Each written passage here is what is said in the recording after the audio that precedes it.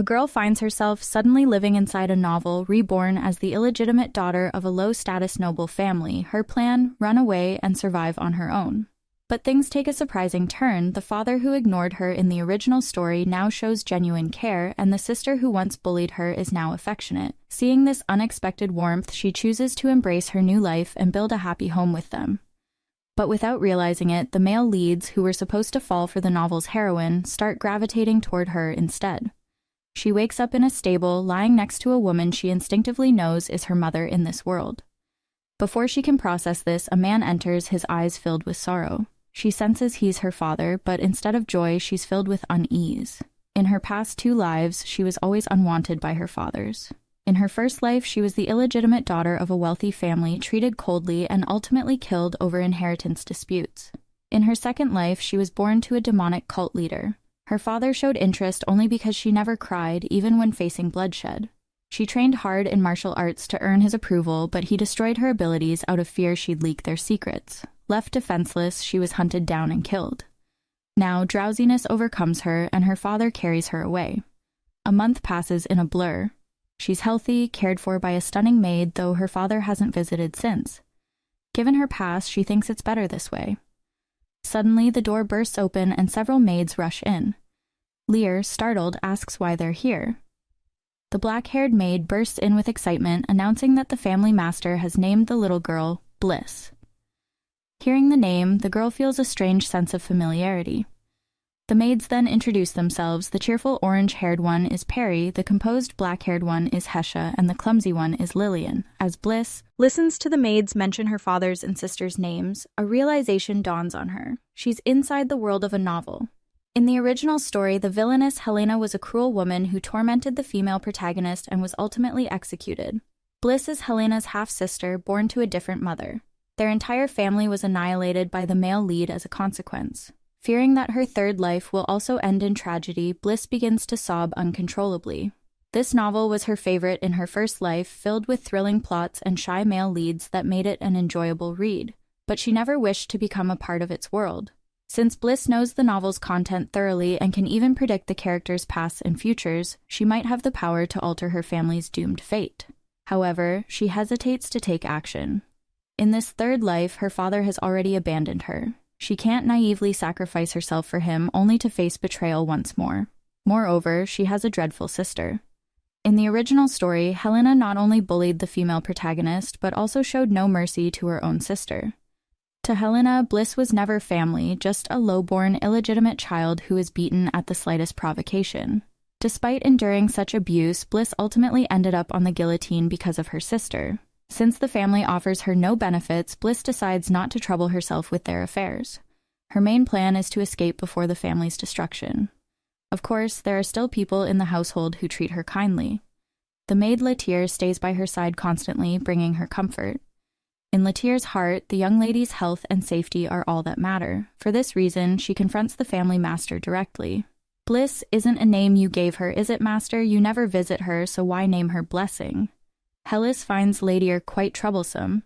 This maid has always acted like she knows everything since their first meeting. Seeing the master unmoved, Letier brings up Bliss's mother, Shisha, which prompts Hellis to warn her to stop.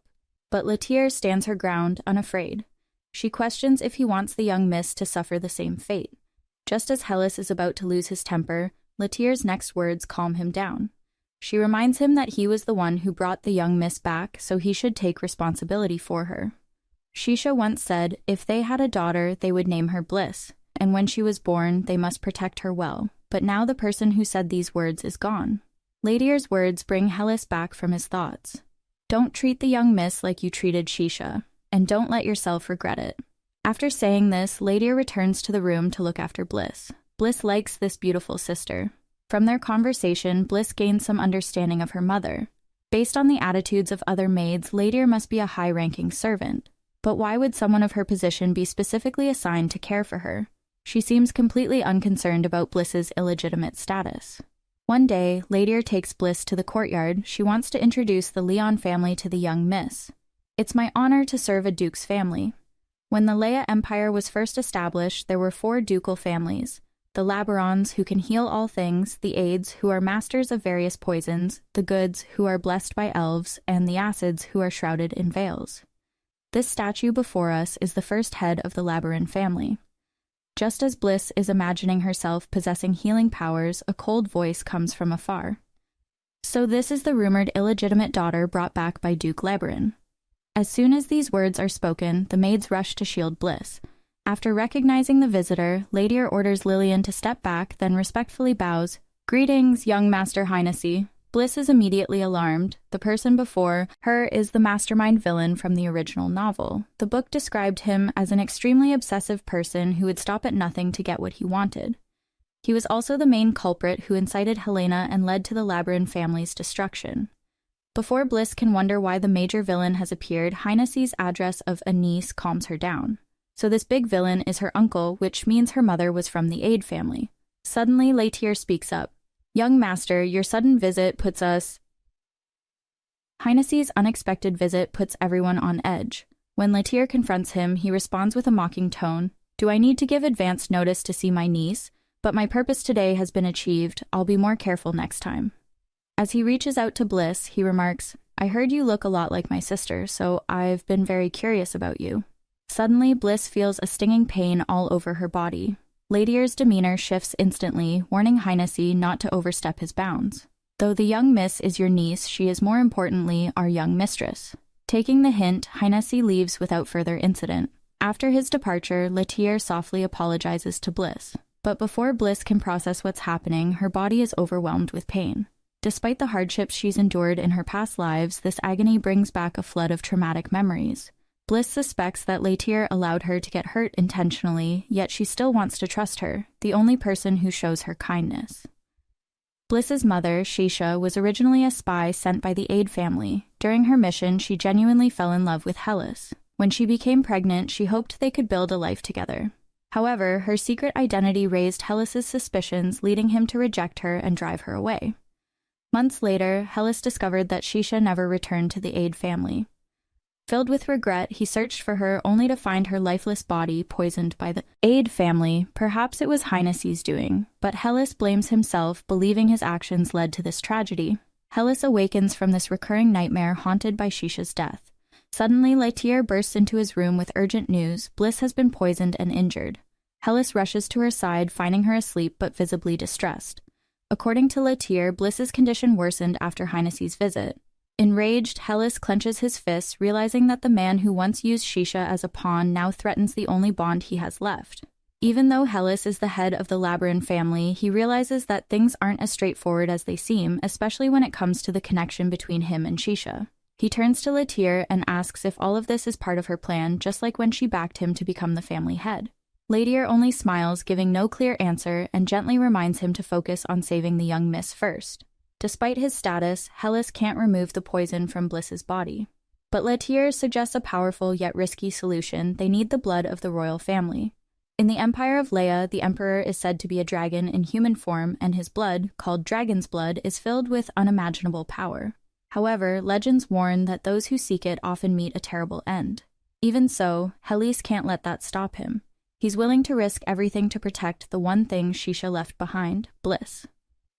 Hellas heads straight to the palace, planning to ask the Emperor directly, but before he can approach, a young voice calls out, "There's nothing you want over there. You're here for the dragon's blood, aren't you?" It's the Empire's third prince, Aiden. Hellas is stunned. How does this child know his intentions, and more importantly, does that mean the prince already holds such incredible power? Hellas responds, "If you know what I came for, then you must be able to give it. What's the price?" The two strike a deal, and Prince Aiden agrees to accompany Hellas back to the Duke's mansion to help save Bliss.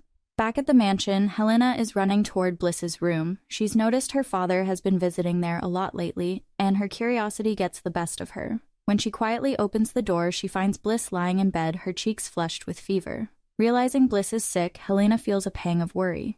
If only she had the family's healing powers, maybe she could help. Trying to comfort Bliss, she suddenly thinks of singing to her. Because when you're sick and alone, sometimes a soft song can ease the pain. But then footsteps echo in the hallway. Panicking, Helena hides in the closet, afraid she'll be caught sneaking around at night.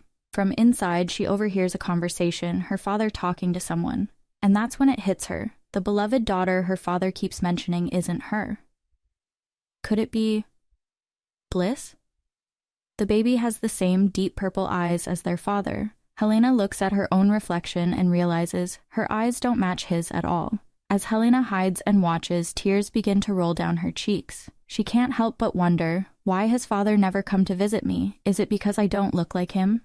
Desperate, she thinks, if I try harder, will he notice me? I just want him to love me too. After that night, Bliss finds herself facing a new challenge. Helena keeps visiting her, always talking about their father, Hellas, and how amazing he is.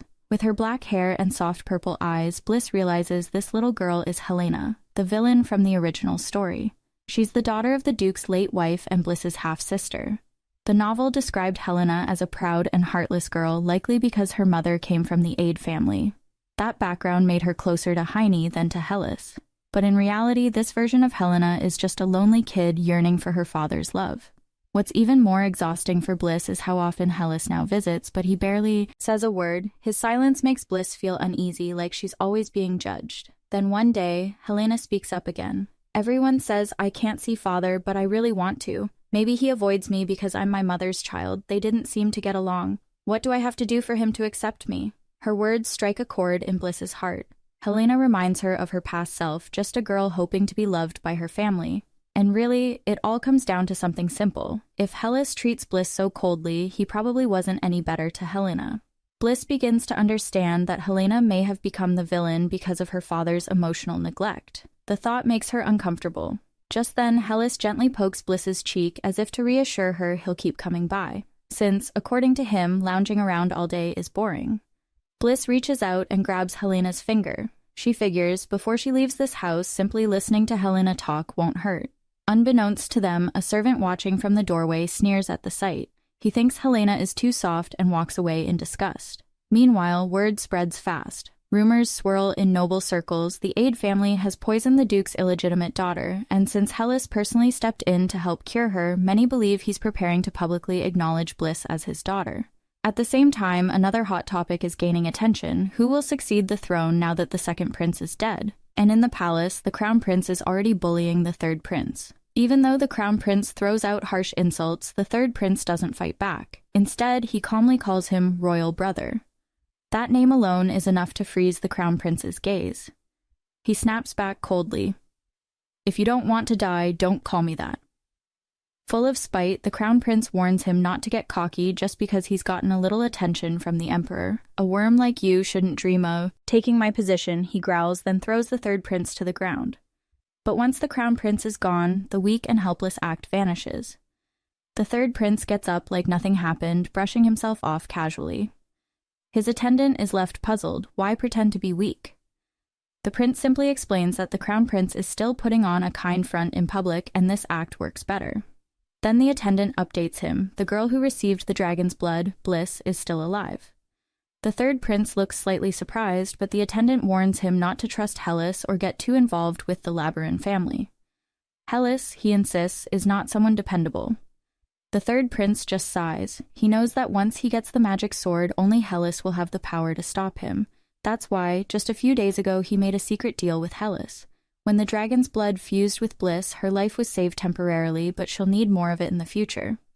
In return for the dragon's blood, the third prince made two demands. First, he wanted the magic sword that the Labyrinth family safeguards. But he knows this sword has a dark side. It slowly drives its wielder insane. So his second condition was that Hellas, being a powerful magician, must keep the sword in check and return it to him once he comes of age. Hellas had no choice but to agree. He knew accepting these terms was the same as silently backing the third prince's claim to the throne. The very next day, during a Labyrinth family meeting, the news set everyone off. Accepting an illegitimate daughter into the family was already shameful enough, but giving her a place in the former head's villa, that was too much. As the family members questioned his decision, Hellas didn't back down. His response was firm and cold. Do any of you think you have the right to decide where my daughter lives? If any of you keep calling her illegitimate, I'll take it as a direct challenge to my authority as head of this house. Upon hearing Hellas's stern declaration, the room fell silent. No one dared to challenge his authority. Rising to his feet, Hellas warned that any further objections would be met with severe consequences. He emphasized that Bliss Labyrin was his daughter, making it clear that her place in the family was not up for debate. This unexpected move left both Bliss and her maid, Letier, in shock. Harold, another servant, tried to reassure them, mentioning that the master would formally announce Bliss's status at the upcoming Elder Council meeting. Just days prior, Bliss had been residing in her modest room. Hellas, feeling it was inappropriate for his daughter, decided to relocate her. Bliss feared she might be sent to a storage room, but to her surprise, she was given a grand villa. Harold explained that this gesture was likely meant to solidify her position within the family. The weight of this responsibility pressed heavily on Bliss, especially since the villa was steeped in family history. Meanwhile, Helena, carrying a fairy tale book, went to visit Bliss only to find her crib empty. A stern voice behind her revealed that she wasn't supposed to be there. The speaker, Helena's steward, reminded her of her mother's ties to the Aide family and the restrictions placed upon her. However, the steward, harboring ulterior motives, informed Helena of Bliss's new residence and allowed her to bring a gift. Unbeknownst to Helena, the gift, a doll, was dangerous. The steward, a spy for the Aide family, intended to use it to harm Bliss, believing her survival from previous poisoning was due to her Aide lineage. Soon after, Helena visited Bliss with the doll. Bliss, relieved to see Helena, engaged in conversation. As they talked, Bliss grew concerned, realizing that Helena's arrival was delayed. This unease hinted at the impending danger posed by the seemingly innocent gift. At that moment, Helena mentioned that it was probably a good thing their father wasn't around, otherwise she wouldn't have been able to deliver the gift. She knew that if he saw her there, he'd definitely be upset. Even though Helena was aware that her father didn't like her, she still longed for his love. Bliss saw her younger self in Helena, craving affection even if it wasn't returned. After saying goodbye, Helena left. Bliss could feel the loneliness hiding behind Helena's bright eyes and silently hoped that one day Helena and Hellas would be able to understand and accept each other. Just then, Letier returned to the room. It felt like she'd intentionally stayed away so Helena could visit without fear. When she noticed the doll Helena brought, Letier picked it up and quickly realized something was wrong with it. The doll had clearly been tampered with, but she didn't say anything. Instead, she simply told Bliss that the master would arrive soon. Ever since Bliss moved into the villa, Hellas had visited her every day. Although Bliss was thankful for the thoughtful gesture of giving her this grand house, she still struggled to open her heart to him. But then something completely unexpected happened. Hellas picked her up and read her a fairy tale. Seeing this gentle, affectionate side of him left Bliss feeling a little stunned. This wasn't the man she thought he was. After finishing the story, Hellas gave Bliss the book. Right now, he made all the decisions for her, but he promised that once she could speak, she could tell him anything she wanted. Bliss was deeply moved. This was the first real gift she'd received from her father, across 2 lifetimes. So this is what it feels like to be loved, she thought.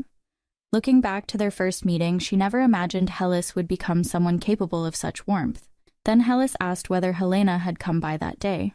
Letier admitted that she had. Hellas gently stroked Bliss's cheek and said, "That girl is your sister. I'd like to introduce you two, but she doesn't seem to like me. If I'm around, she won't come." It turned out both Hellas and Helena misunderstood each other. Each one thought the other disliked them, which was the reason they stayed apart. Bliss could relate. She once thought Hellas was cold and distant too, but spending time with him showed her that he truly did know how to care for his family. As for Helena, she was still just a child, torn between wanting to be close to her father and being afraid of him. Bliss wanted to help them, even if it was just for her own peace of mind. Before she eventually left this home, she hoped she could bring them closer together and help them find the happiness they both deserved. Not long ago. Before heading out on a business trip, Hellas gave Latia the responsibility of looking after Bliss. Latia smiled confidently and promised that as long as she was around, nothing would happen to the young miss. Once Hellas left, Perry brought up how much the master had changed lately, chatting about it with Lear. They both agreed it was all thanks to Bliss. But then Perry mentioned something troubling. The dangerous doll was still in Bliss's room. Letier, however, told her not to worry. She knew that manager Yace was taking advantage of Hellas being away. In fact, Letier had purposely hidden the doll's presence so Hellas wouldn't notice it. Although the doll was designed to eventually cause a magical explosion, Letier believed Bliss could handle it. She figured if Bliss couldn't deal with a challenge like this, then she wouldn't survive the harsher trials awaiting her in the future. Meanwhile, Hellas arrived at a hidden cave, the place where the legendary sword of the Labyrin family's first head was sealed. Hellas would have never come here if not for the deal he made with the third prince. It's said that anyone who dares to wield the sword must first confront their deepest fears and insecurities. Even the slightest misstep could lead them to be consumed by the sword's energy and driven to madness. Suddenly, Hellas sensed a strange magical power coming from the direction of the villa. 10 minutes earlier, Jesus had been teaching Helena how to write. He promised her that if she passed his test, she could visit the villa. He then explained that descendants of the Lab Iron family are born with strong magical powers. But what would happen if a baby's magic was forced to awaken too early? Helena answered thoughtfully that such a violent magical eruption would be too much for a newborn to handle, and even if they somehow survived, they'd never be able to use magic again. Jesus smiled, satisfied with her answer. It was a textbook method, hiding magical devices in gifts to take out the children of powerful magical families. According to his calculations, it had already been 2 days since the doll was given to Bliss, so the magical disturbance should be happening any moment now. And when that happens, the only heir to the Liren family would be Helena. But Helena wasn't thinking about any of that. Her heart was full of guilt and worry. What if the baby died because of her? Just then, a maid rushed in to report a magical explosion at the villa. Helena's face went pale as panic and tears took over. Helena ran toward the villa as fast as her little legs could carry her. Inside, Bliss was surrounded by thick smoke, her stomach twisting in pain. She thought this might be how her life ends, tragically and alone. Shutting her eyes in fear, she braced for the worst. Then she heard a voice, Hellas's voice. Just in time, he appeared and saved her. "You're safe now. Daddy's here." Those words melted the panic from her heart. For the first time in this third life, Bliss truly understood how comforting it could be to hear the word Father. As Hellas looked around at the destroyed villa, he suddenly heard a child crying. It was Helena. The moment she saw him, her sobbing stopped cold. Hellas was surprised to see her there. Helena could barely speak. She was overwhelmed with guilt. It was because of her that Bliss had been in danger. In the end, all she could do was cry and plead for forgiveness. Through her tears, she confessed everything. It was her fault for listening to the steward and giving the doll to her baby sister.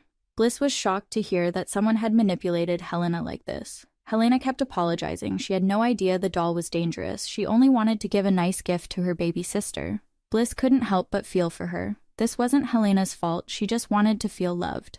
Thinking she was about to get scolded, Helena squeezed her eyes shut, but instead of yelling, Hellas gently wiped her tears away and said, "It's not your fault, and the baby's okay, so no more crying, Helena." But Helena, still emotional, asked, "Am I still your daughter?" Hellas paused, a little shaken by the question. Then, calming himself, he reached out and reassured her. "Of course you are. Your name is Helena Labaron." Hearing this, Helena's face lit up. She ran into Hellas's arms, finally feeling safe. Then, Hellas introduced his 2 daughters to each other. He admitted it was unfortunate that they had to meet this way. Helena, beaming, turned to Bliss and said, "So the baby's name is Bliss?" "I'm Helena, your sister." Bliss, who had always been treated as an outsider, felt something she hadn't felt in a long time: family. She thought she'd stopped longing for it, but if this moment was real, then she wanted it to last. She wanted to be happy with her family. A few days passed since the explosion. The villa had been fully restored using magic, and Hellas had imprisoned Jagus, the steward who plotted everything. Meanwhile, the bond between Hellas and Helena only grew stronger. Hellas and Helena have grown much closer. These days, they visit the villa almost every day just to see Bliss. Life seems peaceful until something unexpected shows up. A strange little creature starts clinging to Bliss every day. It calls itself Magic, but Bliss has no memory of this being in the original story. At first, she's cautious, unsure if it's friend or foe. But over time, she notices something. This mysterious creature not only understands her thoughts, it constantly snuggles up to her like a loyal pet. Realizing it's harmless and probably here to stay, Bliss decides it needs a name, so she calls it Little Cloud. The moment she names it, Little Cloud lights up with joy, bouncing excitedly around the room. Watching it move so freely, Bliss can't help but feel a little jealous. Her tiny baby body is so limiting. But having Little Cloud around might be just what she needs to carry out her plans. This time, she's determined to change everything. She wants to stop the Labyrinth family from falling into ruin. It's the first time she's truly felt like she belongs somewhere, and she won't let that slip away. To rewrite the story, she sets a few goals. First, make sure Helena doesn't fall in love with the male lead. Then, start building the family's power and influence. After all, she still has 20 years before the original timeline begins. With that much time, Bliss plans to develop new ideas and sell future trends using the knowledge she remembers. She's even willing to take ideas that technically belong to others if it means protecting her new life. For her, this place is paradise, and she'll do anything to protect it. She then asks Little Cloud to take her to Jagis's room, the place where important secrets and intel are kept. Meanwhile, Helis confronts Latir. He's furious. There's no way I would have overlooked a magical device disguised as a toy. You must have hidden it. You promised to protect Bliss, and instead you put her in harm's way. His voice sharpens. If you hadn't masked the doll's magical aura, this disaster wouldn't have happened. How am I supposed to trust you now? Ladir bows her head, apologizing, then she explains. What she did was necessary, the Demon King will awaken soon, and the only way to prepare is for Bliss to unlock her magical powers immediately. Helis explodes with anger. The Divine Oracle hasn't even appeared yet. Why would you take such a reckless risk with Bliss? And if it was really so important, why didn't you tell me first? Would you have agreed if I told you? Please stop being temperamental, Helis. The Labyrinth family is the only natural enemy of the Demon King, and you know this better than anyone. Ladir's voice was calm but firm. I hope you can become the young Mrs. Strength. This is the role we should play. Just then, an attendant burst in with urgent news. Jesus had escaped. It turned out Heine had used special abilities to rescue him. He hoped Jesus would demonstrate value commensurate with this action in the future. He was quite surprised by Bliss's situation. He didn't expect her to survive after experiencing magic malfunction. One could only say that child is indeed worthy of being his sister Shisha's daughter. But Heine didn't intend to let it go because if Bliss possessed the power of the Aid family, she would inevitably interfere with his plans in the future. Meanwhile, Bliss found a card in Jagis's room, a contact card for an intelligence guild that deals with the Aid family. In the original work, this guild falls into Heine's trap and is driven by him until meeting the female protagonist and being rescued. Bliss excitedly hugged Little Cloud. When she could walk and talk, she would officially begin her mission. Time passed quickly. 7 years went by. Bliss had grown from a speechless infant into a lovely little girl. However, today she had a strange dream. In the dream, she saw the 3 male leads from the original story. What Bliss found oddest was these 3 people kept muttering her name instead of the female protagonist Bella's. Bliss woke with a start. She didn't understand why she had such a dream. Just outside her door, she saw her sister Helena. Bliss jumped into Helena's embrace, and her fear and worry instantly vanished. Learning her sister was troubled by nightmares, Helena immediately declared she'd teach those bullies a lesson. Bliss reached for a hug. Just hearing Helena say this made her happy. Many things had happened in these 7 years. First, of the 4 imperial princes, only 2 remained, forming a struggle for the throne between the crown prince and the 3rd prince. Second, Heine had inherited the position of Duke of Aid. Lastly, the birth of Fabian, a male lead candidate from the original story. Then, Helena took Bliss's hand, preparing to go to class. Bliss didn't want to trouble her sister every time to escort her. Could it be that you find me annoying, Bliss? Seeing her sister's expression, Helena's eyes softened. Seeing her sister's sad expression, Bliss hugged Helena again, expressing her wish to spend the entire day together. After sharing a heartfelt moment, they waved goodbye. Bliss's teacher, Countess Lante, primarily instructed her in magical knowledge. According to legend, once magic is visualized, it can communicate with individuals. Those capable of seeing magic are deemed blessed and are referred to as transcenders. Official records state that the last transcender appeared 1,000 years ago, believed to be the ancestor of the Labyrinth family. Since that transcender also battled the Demon King, it's widely believed that the Labyrinth family is the Demon King's nemesis. Given that Bliss is a member of the Labyrinth family, this information is particularly relevant to her. Hearing this, Bliss broke into a cold sweat as she didn't recall such a detail in the original story. Could Little Cloud be the visualized magic capable of communication? Meanwhile, Helis and the 3rd prince held a secret meeting at the palace. Helis questioned the choice of such a risky location. The 3rd prince, unfazed, remarked, "Now that my royal brother has allied with the Aid family, I have every reason to seek assistance elsewhere." Observing Helis's silence, the 3rd prince smiled and added that he was merely joking. He then reminded Helis of their agreement from 7 years prior.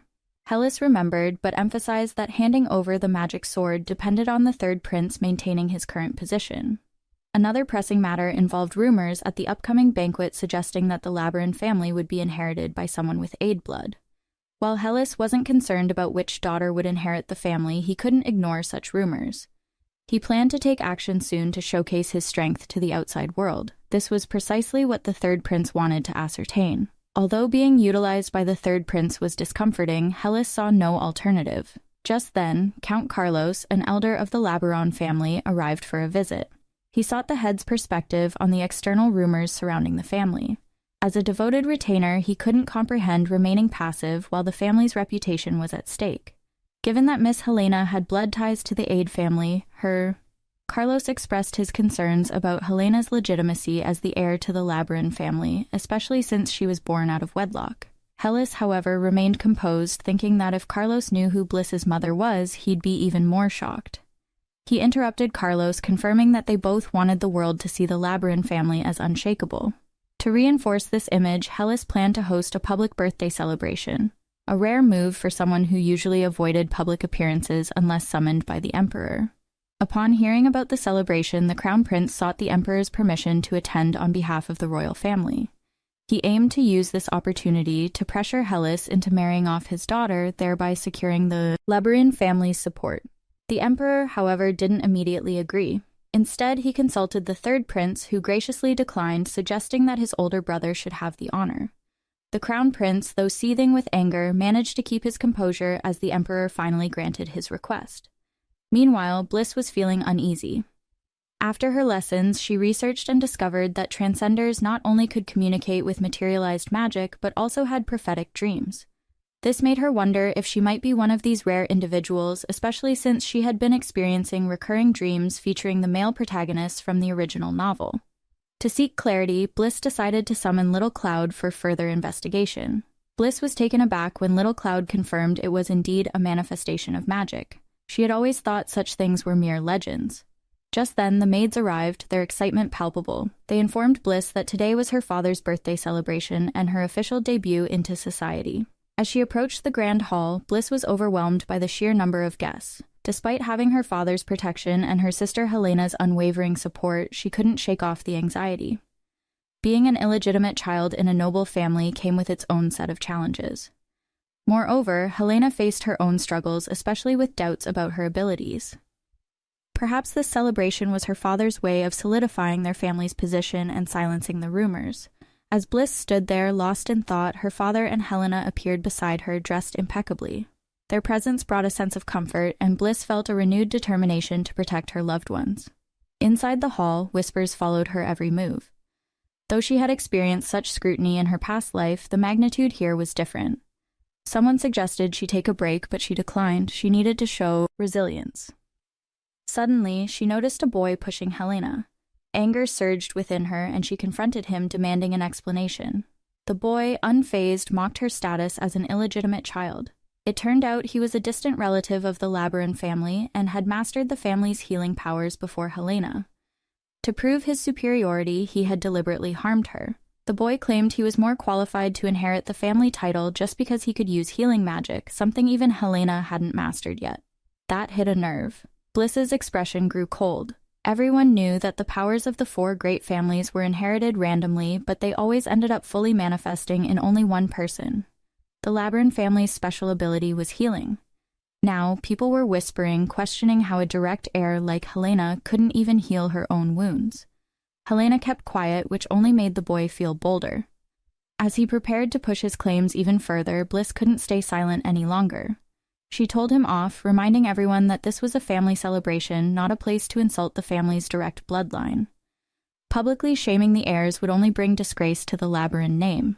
Then, Bliss demanded an apology for hurting her sister. Helena smiled gently and stood in front of Bliss, surprising everyone.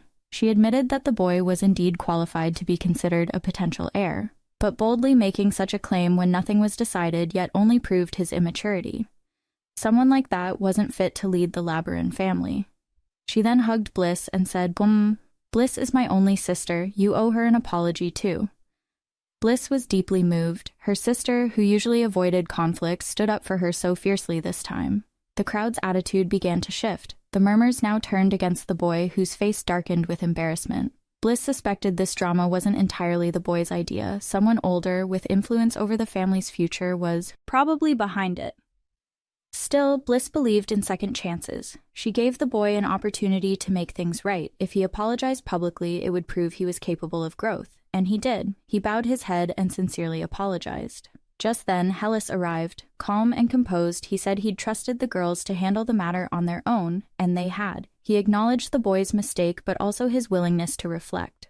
"Let's forgive him," Hellas said to the crowd. "And as for these two girls, they are my daughters and direct heirs of the Reborn family. I hope that when you think of me, you remember them as well." As the head of the Reborn family, Hellas reminded everyone that he was also the father of these two girls. At that moment, Count Carlos stepped forward. It was only now that Carlos truly understood why Hellas had said there was no need to worry about the family's future. The once timid child had grown into a proud member of the Reborn lineage.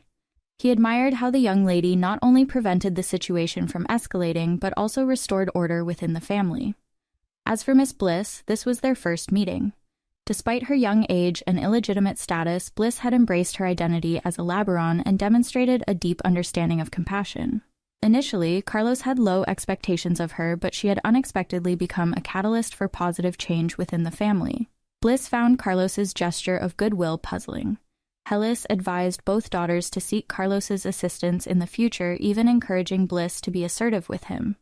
Before Bliss could grasp her father's intentions, a loud announcement from the guards echoed through the hall. His Imperial Highness, the Crown Prince of the Leia Empire, had arrived with his entourage. As everyone bowed respectfully, the young prince's vanity and ambition swelled. He fantasized about one day having the entire empire's populace, including the esteemed magician Hellas, bow before him. After a brief exchange of pleasantries between Hellas and the Crown Prince, Helena, as the eldest daughter of the Reborn family, gracefully curtsied to the prince. In that brief moment, the Crown Prince mentally decided that Helena would be his future Crown Princess. As for the young girl beside her, she must be the rumored illegitimate daughter. Despite Bliss's polite greeting, the Crown Prince inwardly felt contempt, thinking she was shameless for appearing in public. However, he concealed his displeasure, focusing instead on his primary goal, securing the Reborn family's support.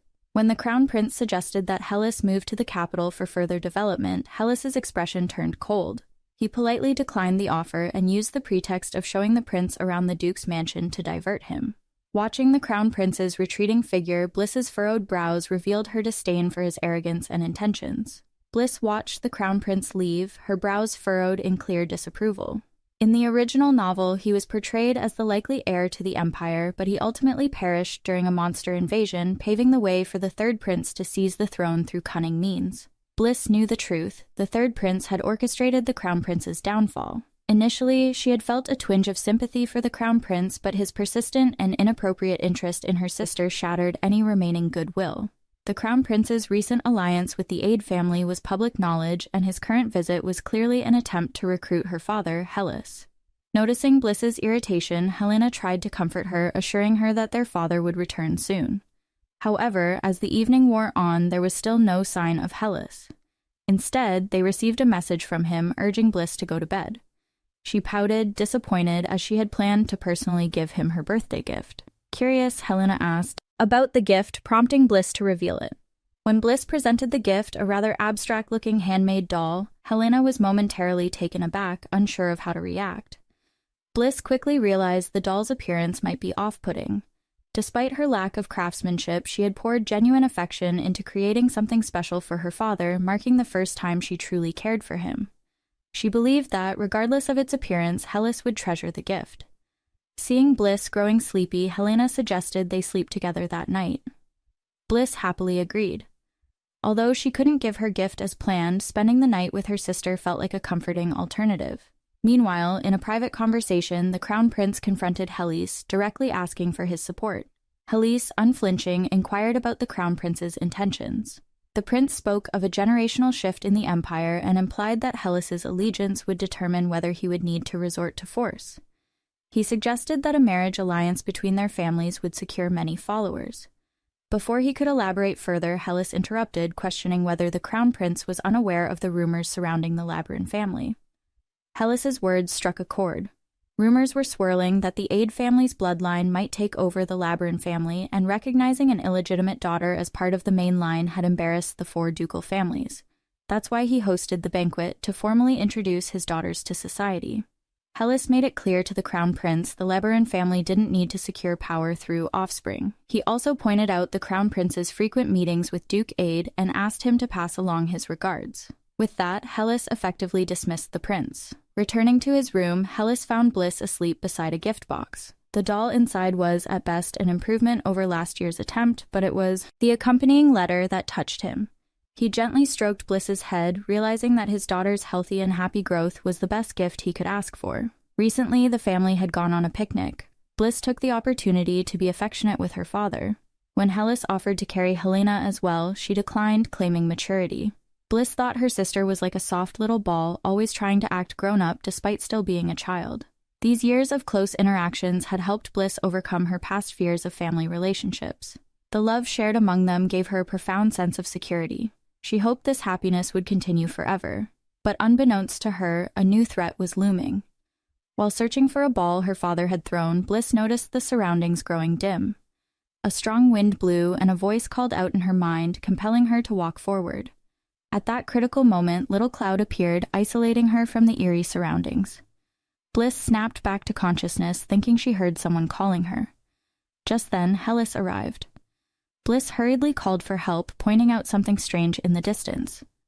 Hellas looked in that direction, his expression turning grave. The ominous aura emanating from that area was unmistakable. It belonged to the Demon King. As the ominous energy seeped into the area, it was clear the seal containing the Demon King was weakening. Bliss could sense that this dark aura meant she might be destined to face the Demon King in the future. Hellas quickly cast a new protective barrier, assuring Bliss that he would do everything in his power to keep her safe.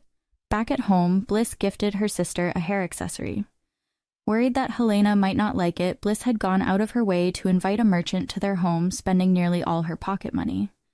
But this wasn't just a pretty trinket, it was a magical item meant to protect her sister. Even though their father had said everything was fine, Bliss could tell from his serious expression that something was wrong. She had Little Cloud to protect her and knowledge of the original story, but her sister had neither. Bliss hoped this gift would keep Helena safe. Surprisingly, the merchant revealed that the hairpin contained a level 6 protection spell, a rare and powerful enchantment. Both sisters were stunned. Typically, a magic stone would only reach level 6 in its entire existence. When Hellas confirmed the accessory's power, Bliss urged Helena to accept it immediately. Suddenly, Little Cloud sensed something and excitedly flew to Bliss, nudging her toward another item. Curious, Bliss asked the merchant about it. It turned out to be an accessory made from a special magical mineral that could bond with its owner when infused with magic.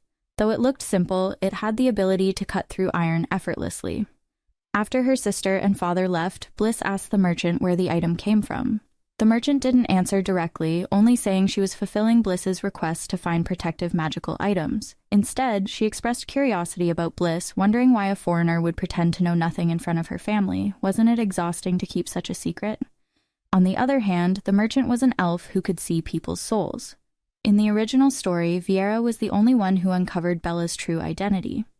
Intrigued by Bella's uniqueness, Viera formed a bond with her and used her business connections to elevate Bella's status in society.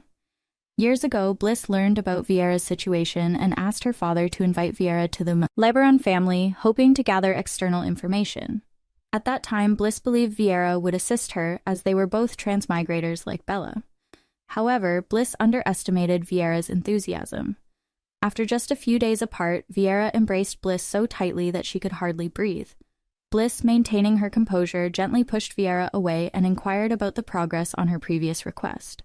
7 years prior, Bliss had discovered a street card for the Intelligence Guild from the butler but lacked the instructions to use it. Conveniently, Viera, who traveled the Empire collecting materials, informed her that the Intelligence Guild would meet cardholders that night. Although Bliss wanted to investigate secretly, at 7 years old she lacked the strength to break through the Reborn barrier. Fortunately, Viera had already devised a plan. She provided Bliss with a route map and a bracelet that would make her appear as an adult. Bliss accepted the items and thanked Viera, recognizing that without her timely help, Hennessy might have taken control of the intelligence organization first. To protect the Reborn family, Bliss decided to take this risk. Viera then questioned why Bliss didn't simply ask the Duke for assistance with these minor investigations, given the Reborn family's resources. Bliss, clutching her dress unconsciously, explained that her family couldn't perceive her true nature as Viera could. She feared that her father and sister wouldn't accept her as a transmigrator. Viera comforted Bliss, assuring her that her family would love her regardless of her identity. As someone who could see souls, Vieira's words held weight. Hearing this, Bliss felt touched. Over the years, she had always been the one receiving Vieira's help and now wished to repay her kindness. Although, according to the original story, she would have to wait 10 years to receive news from Bella, Bliss considered providing Vieira with clues about that person earlier. Meanwhile, at the Good family estate, a guard was calling for a blonde youth. Fabian, the heir of the Good family and a key male lead in the original story, was known for his rebellious nature and unpredictable behavior. Despite this, the knights dared not criticize him, as he was the most gifted heir in the family's history, blessed with the power of the earth spirits. Raised in luxury and showered with affection, Fabian developed a rather unpleasant personality. One day, he commanded a knight to read him stories from a book he held. The knight began narrating tales about the other noble families, deliberately emphasizing the recent banquet held by the Reborn family. He mentioned that, despite rumors about the two young ladies, the Duke treated both daughters equally and cherished them dearly. Just as the knight's storytelling became animated, Fabian interrupted, expressing his confusion about why the second daughter remained composed. He believed that illegitimate children were inherently unacknowledged by their families and that useless people had no right to be loved. Hearing Fabian's words, the knight was at a loss for an explanation. He knew that the young master's distorted personality stemmed entirely from the Duke of Good, who only cared about his son's ability to bring wealth. The knight could only advise Fabian to see things for himself, cautioning him that in the future, regardless of who said what, it would be best to form judgments after witnessing things firsthand. Rumors suggested that the changes in the Reborn family all stemmed from that second daughter. The knight believed that if the young master could meet her, perhaps his twisted personality might also change. Not long after, due to a divine prophecy, the Empire's temple was plunged into unprecedented panic. The prophecy stated that when darkness once again envelops the land, the prepared child would battle against it. The Pope immediately ordered a search for the prophesied child and notified the royal family about the resurgence of monsters. According to the prophecy, this child possessed the qualifications of a transcender, being the Demon King's only adversary, and would certainly have the bloodline of the Reborn family. However, even with this information, identifying the child remained challenging. The Reborn bloodline was distributed throughout the Empire. Therefore, the Pope hoped to arrange a meeting with the Reborn family through the Emperor. After reading the Pope's letter, the Emperor was reminded of an ancient truth passed down through the generations. The royal bloodline and the 4 great ducal families were all created to stop the Demon King from bringing chaos to the world. But when it came to the Reborn family, there was a completely different prophecy from one that claimed the person who could bring the Demon King into the world would also come from the Reborn bloodline. No one knew which prophecy was true anymore, but with the Demon King's resurrection looming, the Emperor was forced to act. He worried that the supposed savior might actually become the one who makes a deal with the Demon King. And with both of his sons still immature, one relying too much on brute strength and the other too arrogant to see anyone else as his equal, the Emperor couldn't risk handing over the empire just yet. To avoid mass panic, he decided not to reveal the prophecy publicly. Instead, he planned to find another reason to call the Reborn family together. Meanwhile, Bliss used magic to disguise herself as an adult so she could secretly meet with the Intelligence Guild. Even though she looked grown up, it was just an illusion. Her actual body was still the same. She planned to return home quickly after the meeting, hoping that if she could work with the guild, she could get the information she needed. She also wanted to protect the guild members from being used and discarded by Hinsey, like in the original story. That night, Bliss waited at the meeting spot for hours, but no one showed up. She started to worry that Vieira's info might have been wrong. Then suddenly, a wave of killing intent came from a nearby dark alley. Hiding behind a wall, she spotted a group of adults threatening a young boy. Despite the danger, the boy smiled calmly.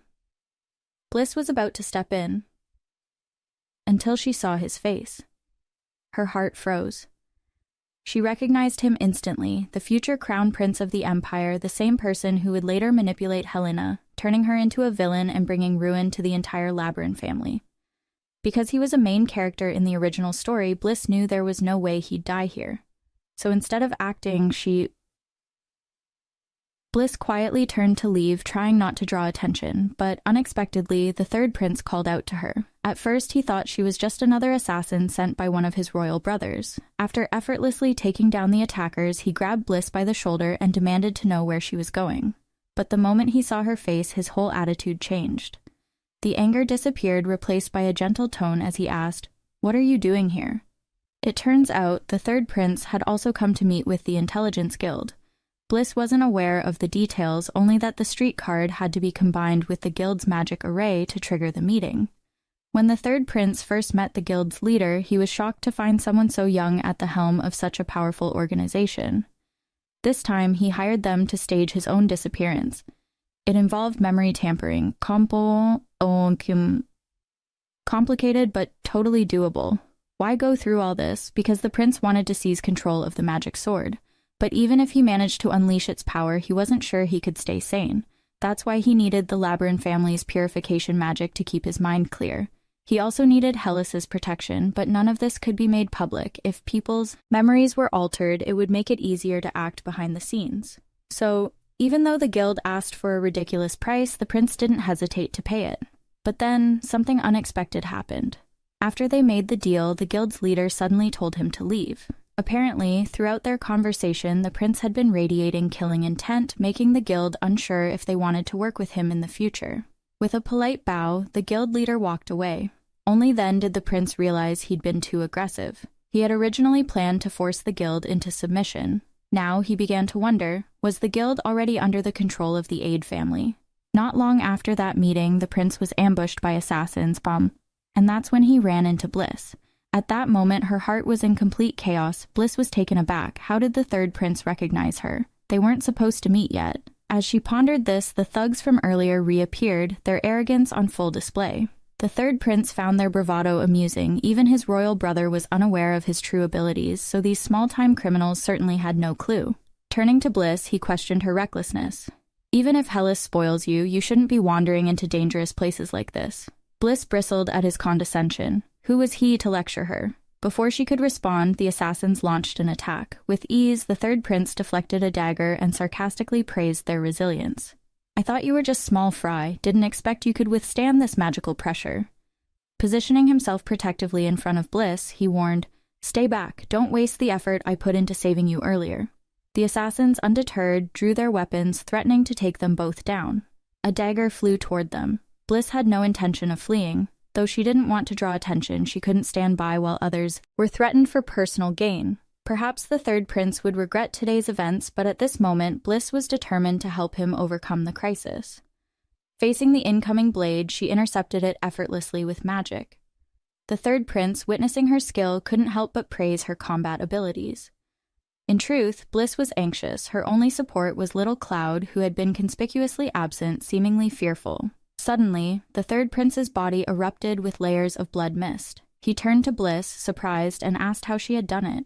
Bliss was bewildered, unaware that her latent powers were awakening. Their casual exchange further irritated the assassins. One hurled another blade at Bliss. As she dodged swiftly, the third prince intervened, intercepting the attack. The assassin retreated several steps, realizing that these two were formidable opponents. The kids weren't just powerful, they moved like a well-oiled machine. Realizing brute force wouldn't work, the assassin leader called for an all-out attack, but no matter what they threw at them, Bliss and the third prince handled it like pros. When the leader of the assassins was caught off guard, the third prince didn't waste a second. He infused his sword with magic, dashed behind him, and struck. In an instant, every assassin fell into confusion and collapsed. Bliss was impressed. The way the third prince took control of the situation was exactly like how the original story described him. Aiden was always calm and deadly in chaos. She knew the fight for the throne was intense, but she hadn't expected it to be this cutthroat, with real assassins sent to take out rivals. And to think that someone as young as the third prince was already so used to facing death. It left her shaken. But then Bliss snapped back to reality. Why did she care so much? Getting close to him could drag her and her loved ones into disaster. Besides, according to the original plot, Aiden would overcome these hardships and eventually have a happy ending with the beautiful, gentle heroine. Bliss's only mission was to keep her own family safe. Meanwhile, the third prince was equally stunned. Even though he'd tapped into the magic sword's power, his mind was still sharp. He glanced at Bliss, wondering, was it because she was from the Labyrinth family? But he quickly dismissed the thought. The Labyrinth family's powers were known for healing, but Bliss's abilities were on a whole different level. As he mulled over the mystery, footsteps echoed from afar. It was the patrol squad. Bliss panicked, unsure of what to do. But the third prince calmly told her, "Don't say a word, we just need to get out before they arrive." At the same time, another group nearby also went on high alert. This place wasn't a typical dungeon. It wasn't used for criminals, but for imprisoning rare and desirable individuals wanted by nobles. The boy they had seen earlier was actually about to be sold at auction because of his rare shadow-manipulating powers. Even though Bliss and the third prince had taken care of the assassins, their fight had drawn too much attention. The patrol was now closing in, and after narrowly dodging them, the third prince started piecing things together. The third prince was puzzled by Bliss's presence, suspecting she, like him, sought the intelligence guild. He was certain that the power she had just displayed wasn't linked to the Labyrinth family's inherited abilities, especially since the dragon's blood he had previously given her should have suppressed those powers. Curious, the prince considered an experiment. Could he wield the magic sword indefinitely with Bliss's assistance? As Bliss attempted to leave, he called out, suggesting she owed him for saving her earlier. However, Bliss countered, believing she had been the one aiding him. This candid response amused the prince, deepening his intrigue. Not only had she resisted the dragon's blood, but she also possessed an enigmatic power and remained unfazed by his intimidating aura. In the original narrative, Aiden was the architect of the Labyrinth family's downfall. Yet, based on today's events, Bliss found no reason to fear him. She perceived his formidable strength as a means of self-preservation, akin to her own desire to protect her family. Without such power, Aiden wouldn't have survived the treacherous palace intrigues. This perspective left a lasting impression on the prince. However, when the prince smiled, Bliss felt a chill. In the original story, only two types of people ever saw that smile: the heroine and those about to meet their end by his blade. Clearly, she wasn't the former. Her thoughts were interrupted by a young girl, scantily dressed, pleading with Bliss to buy some ribbons. The girl mentioned her hungry brother, evoking sympathy from Bliss, who realized she had no money. Observing this, the prince stepped in, purchasing a purple ribbon for her. When Bliss questioned his actions, he simply remarked that purple suited her, reminding her to be cautious. The third prince reminded Bliss to be mindful of how she addressed him next time, since he was 5 years older than her. Then, without waiting for a reply, he jumped away, leaving Bliss stunned and speechless. Back at the Duke's mansion, Hellas was still waiting in his room for Bliss to return. As a safety measure, he had secretly placed a tracking spell on her. Judging from where she had gone, it seemed Bliss had paid a visit to the Intelligence Guild. Hellas guessed this must have been arranged by that jewel merchant. What confused Hellas, though, was why Bliss had turned to an outsider for help gathering information. If she had just asked him directly, he would have done anything she needed. But Latya, ever calm, thought Hellas was overthinking things. She then delivered a message from the Emperor, a warning. The Emperor had been keeping secrets, not only about the demonic power that had leaked earlier, but also about Aiden's secret visit to the Duke's mansion. If the Emperor ever found out that Bliss had conquered the dragon's blood, he'd surely try to take her away. Hellas understood the gravity of the situation. For now, all he could do was try to keep Bliss under the radar, away from the eyes of the royal family. But deep down, he knew. It wouldn't be long before Bliss's brilliance shone so brightly it couldn't be hidden anymore.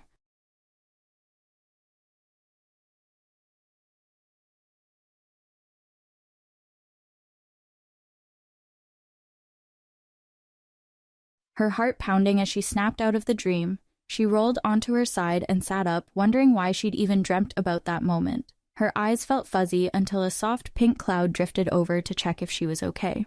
Lying back on the bed, Bless thought, he must have recognized my real form the moment he grabbed my wrist, but from the way he spoke, it seemed like he understood her more than she'd expected. She shot upright, shivering a little before telling herself it would all be fine. She remembered she'd never run into Eldian in public, so even if he'd seen her true shape, no one else would know. Bless lay back down, convinced that Eldian still didn't realize she was actually Bless von Lavian. She pressed her lips together, determined to keep her identity a secret.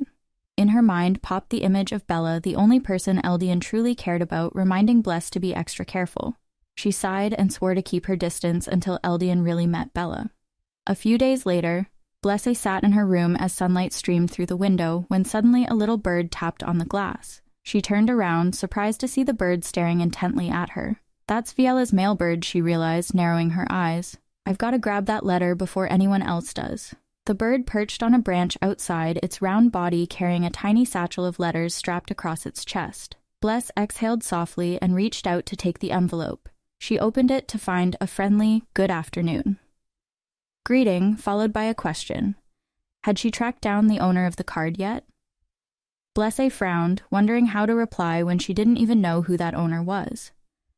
Sitting at her desk, she held the glittering device that let her instantly contact Viella, her eyes fixed on the message above. She leaned over, careful as she picked up her ink pen and started writing back to Viella. She kicked things off with a, "Hey Viella," then let her know she still hadn't tracked down the owner of that card. Right after she finished sealing the letter, a message popped up from Viella telling her that setting up the next meeting was going to be pretty tricky. Blesse frowned and muttered that she'd figure something out. She spun around to face the wall, wondering if it was even necessary to meet those people. For a long second, she stayed completely still, eyes drifting in thought. Finally, she told herself that, yeah, she did want to see them, no more hesitating. She glanced at the tiny pink cloud chibi floating nearby and reminded herself the future couldn't stray from the original storyline. With that in mind, she nodded to herself and locked in on her mission. Sitting at her desk, pen in hand, Blesse stared down at the blank page, convinced that was the only way to use her magical communication item. In the dimness of her room, she closed her eyes and concentrated hard on boosting her power while keeping all the main events intact. Step by step, she mapped out her strategy in her head. When she opened her eyes, she'd made up her mind she was going to rally the side characters as her allies. Bless gripped her pen like a weapon, determined to follow through with that plan. She pictured the worst-case scenario, everyone dying just like the Lavian family in the original novel, and her heart sank as that bleak vision flashed through her mind. Shutting her eyes again, she vowed to find a way to save them from that grim fate. Opening her eyes once more, she resolved to give each of them a chance to choose the right path, no matter how dangerous things got.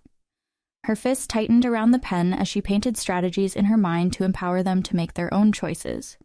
Blesse turned to face the pitch-black void of her room and whispered to herself that she wouldn't side with House Ed for this mission.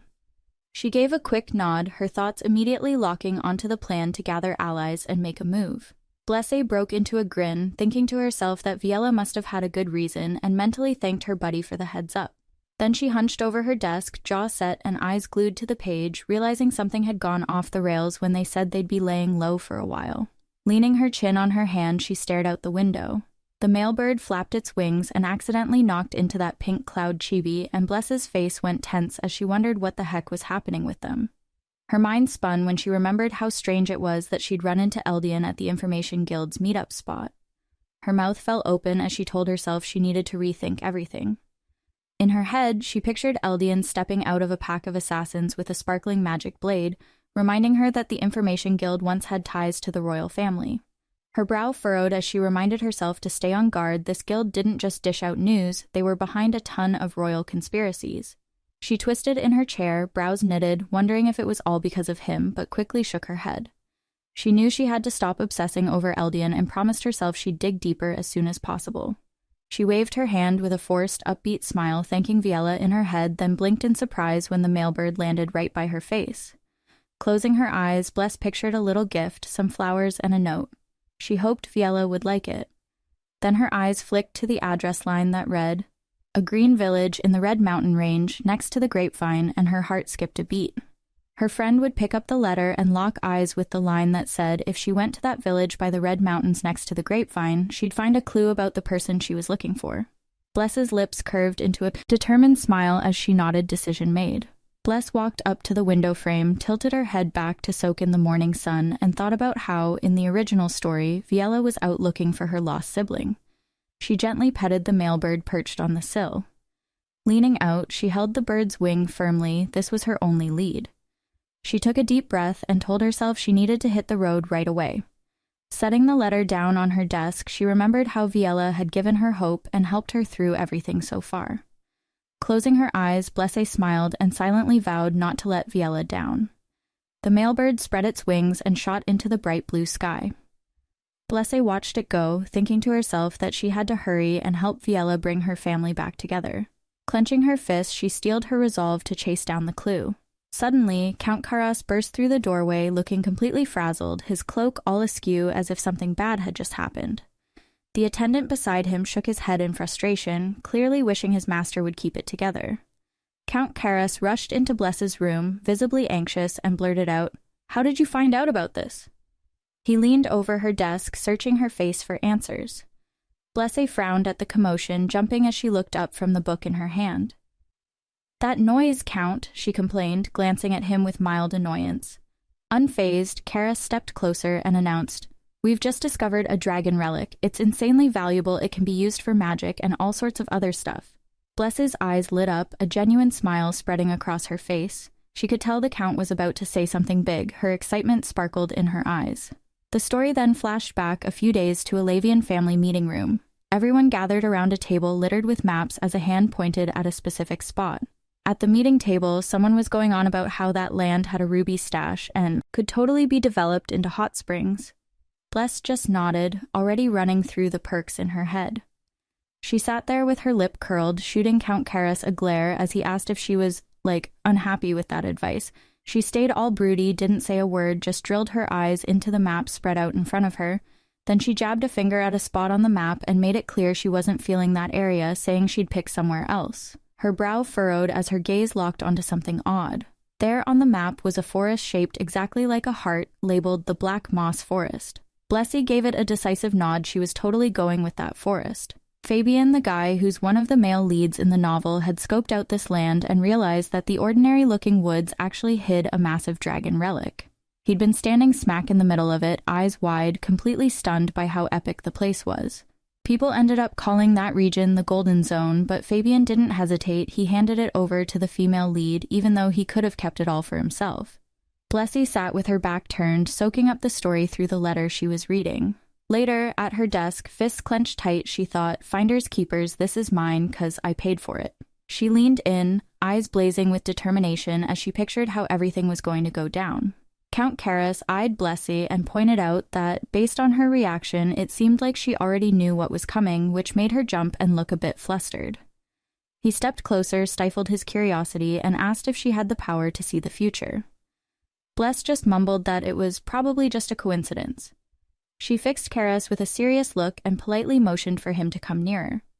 He looked puzzled, but leaned in anyway.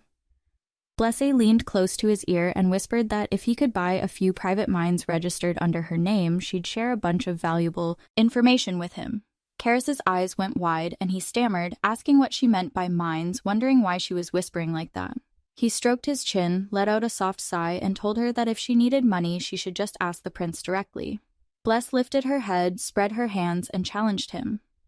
Why would she keep this secret from the prince? She stayed silent for a moment, nodded, and thought to herself that she understood. She looked up at the sprawling mansion around her, realizing House Lavian was already crazy rich. In the darkness, Blessy clenched her fist and decided she still needed more funds to protect her entire family. She stared off into the distance, privately vowing to prepare for any threats that might come. Standing with her back to the night sky, surrounded by twinkling starlight, she thought that she didn't want her father or Helena to worry she'd shoulder everything on her own. She gazed at her shadow cast against the dark floor, reminding herself that only she knew these plans and that she needed to be ready for whatever happened next. Then Count Karras held up a gold coin in front of her, looking dead serious as he laid down the condition. She had to promise never to marry any other noble. Bless's eyes went wide, her heart racing at the Count's request, though she kept her tone calm. Karras told her in a serious voice that no one outside House Lavian was allowed to know what she did. He warned her to steer clear of the greedy emperor and any other princes. Blessy stared at him in surprise. Where did that even come from? Karras grinned, excitement bubbling in his voice as he said it wouldn't matter if someone tried to marry her off to another noble family. Bless mumbled that she was only 7 years old. Waving a hand, Count Karras bid them farewell and praised Bless for her keen sense of character, then told them they could leave. Bless and her attendant bowed and officially ended the meeting. Once they were alone, Blessy sighed and muttered that Karras was being ridiculous. There was no chance she'd be tied to any other family. She gave an awkward smile, wondering why he was so worked up. Her attendant leaned in and whispered that there actually was a reason for the Count's behavior. Bless pursed her lips and asked what she meant, curiosity shining in her wide eyes. Lowering her voice, the attendant revealed that the king wanted to throw a birthday party for Blessy. She looked a bit uneasy because it was pretty unexpected news. Bless glanced around the room, picturing the grand celebration that must be in store. Her eyes went even wider, mouth dropping open as she couldn't quite believe her ears. The emperor really wanted to host a birthday party for her. Blessy sat at her desk, head bent over a book about the shape of mana, her eyes glued to the page as soft light filtered in through the window. She flipped to the part that said a person's mana took on a form connected to its owner and that only the owner could see or converse with that mana. Gently tracing each word with her finger, she frowned and looked up at the book, thinking that every source she'd found basically said the same thing. Startled by a sudden appearance of the pink cloud chibi, Blessé nodded to herself. She did want to learn more about Cloudy, but there was still so little information. The little cloud looked at her, puzzled, as if asking, "Isn't it late? Aren't you going to sleep?" Bless beamed and said she had a ton of work to do tonight and would be staying up late. Cloudy looked surprised but excited, while Blessé looked up, eyes sparkling, wondering if Cloudy guessed why tonight felt special. Just then, her attendant quietly opened the door and asked if Bless was still awake. Blessé turned with bright eyes. The attendant smiled and said the prince was already waiting for her lesson and asked if she was ready to head out. Blessé nodded eagerly and stepped closer to the attendant. She threw her arms around the attendant, grinning because she knew tonight's secret lesson was with her father. Her heart was racing with excitement. The little girl looked up at her father, trembling with anticipation, and said she really wanted to learn from him. He seemed a bit taken aback, then reached out to grasp her shoulders and nodded, agreeing with a gentle smile. Blessé hunched over, soaking up every word her dad said. Only she, her father, and Lydie, the family's loyal maid, knew about these secret lessons. To protect House Lavian, she combined knowledge from the original story with memories from past lives to figure out how to stack up wealth and build an army. In her head, piles of gold coins and cavalry units raced by like a montage. She stared at their mansion glowing in the early evening light, reminding herself that even though the Lavians were getting stronger by the day, disaster could strike at any moment. With a sigh, she closed her eyes, imagining all the possible threats lurking just beyond the walls. Bless rubbed the gauntlets on her hands, thinking about how she needed more power to keep herself safe. She squeezed her fists and nodded to herself nobody was going to mess with her. Pushing her chin up, she decided she had to find someone special, someone smart, talented, and trustworthy enough to learn her deepest secrets. Step by step, she walked toward the door, her mind set on entrusting that person with her biggest plans. She cracked open the little door at the back of the study, her eyes sparkling as she thought, "This has to be the one person clever enough to teach me magic." She eased the door all the way open and peered inside with eager anticipation. There, her father slowly turned around. His face softened into a warm smile as he gestured for her to come inside. Blessé stepped into the room and recognized him immediately, her dad, the captain of the Royal Magical Guard. He spread his arms wide, ready to pass on those mystical secrets. Bless watched her. Dad bent over his desk and softly asked if he'd been too busy lately and feeling tired. He smiled and told her not to worry so much. Then he leaned down, scooped her up in his arms, eyes full of both love and concern when he saw she was still up late. She grinned and said she'd inherited her staying up late habit from him, so it was nothing. He squinted at her to double-check, and Blessé nodded confidently, insisting she was fine. The room was quiet, just the two of them. Her father sat at his desk and gently asked whether Blessé had noticed any changes since she got the mana ore. She smiled and gave a nod, ready to continue their lesson. The shimmering ore hung on a cord before them, and he explained that, depending on the person, the ore would help them tune into their own mana. Bless stared at the glowing rock, committing every word to memory. Next to the ore, Cloudy drifted in as if offering a clue. Bless suddenly realized this must be how the ore opened her eyes, just like Cloudy had hinted. She furrowed her brows, then made up her mind to test it right away. Her father pointed to a carved dragon relief and said that, in this empire, mana wasn't just the energy for magic, it also came from royal bloodlines and the 4 great clans. He introduced the concept of the royal dragon's legacy, a special power that only the royal family could wield. As Bless absorbed the sight of the dragon carving, she felt the weight of that bloodline's importance. He then lectured on the might of the 4 great clans, emphasizing that House Lavian's purification magic was also a crucial source of mana. Family power, he explained, was the foundation for her to learn and grow in her magical abilities. Her dad flipped the page in the book, his expression getting serious as he mentioned the Ed family's deadly poison, conjuring a creepy skull image set against a dark green background. The maid, Lady, turned away so their shadows blended into the dim wall when he brought up the darkness magic, the Edda's signature sorcery. He explained that the shape and color of mana shifted depending on which power you tapped into. Bless's eyes went wide, her heart racing as she pictured all the swirling mana colors dancing through her mind. Suddenly she remembered that moment earlier. Her vision had flickered red when she sensed that mana. She pressed herself against her father's chest and admitted she wasn't sure whether it was the mana ore, but she'd seen something just like the mana form she'd described. Her father smiled and nodded, letting her know he'd heard her. Blessy thought it was so easy to open up to him. He really understood Cloudy and all her weird experiences. She grabbed the book and sprinted over to her dad's desk, eyes sparkling with excitement. "I want to learn magic from you," she whispered. He nodded thoughtfully, preparing his first question. Leaning back in his chair, he asked her carefully whether she had her own mana form, speaking so seriously that Bless crossed her arms and frowned. Standing in front of his desk, she felt totally confused. She didn't know what he was getting at. She held the book up and spun her head to look at the desk draped in a deep blue cloth, thinking, why is Dad so focused on mana shapes from the start? She rested her chin on her hand, question marks practically buzzing around her head, as if challenging her to explain. Blessy stood in the middle of the room, little question marks practically buzzing above her head as she wondered whether her dad's earlier question was just a coincidence or if he actually knew something. Suddenly, her father's hand lit up with a soft glow of mana. He told her he was about to release his magic right then and wanted her to describe what she saw. Bless blinked up at the dazzling light he'd conjured, her eyes going wide as she tried to take in the mana swirling before her. Pointing with a shaky finger at the glowing energy, she said, your mana looks like a mix of sparkling silver and deep emerald like ice magic, right? Her dad furrowed his brow, clearly impressed and maybe a little surprised that she could pick up on such tiny details. He leaned in closer and asked if mana really did change from person to person. Blessé nodded emphatically, confirming that it did. After hearing her so calmly call him Dad, he let out a heavy sigh, then turned quietly to watch the shimmering display in the dim room. Slowly, he sketched more intricate mana shapes in the air, a glittering snowflake, a golden butterfly, and gleaming green dragon scales. He explained that hardly anyone in the world could see mana that vividly. Finally, he told her that maybe only she had this rare ability. Bless's eyes went even wider, her heart racing at the thought that her power was truly one of a kind. She stammered, "But you said you could sense mana before, right?"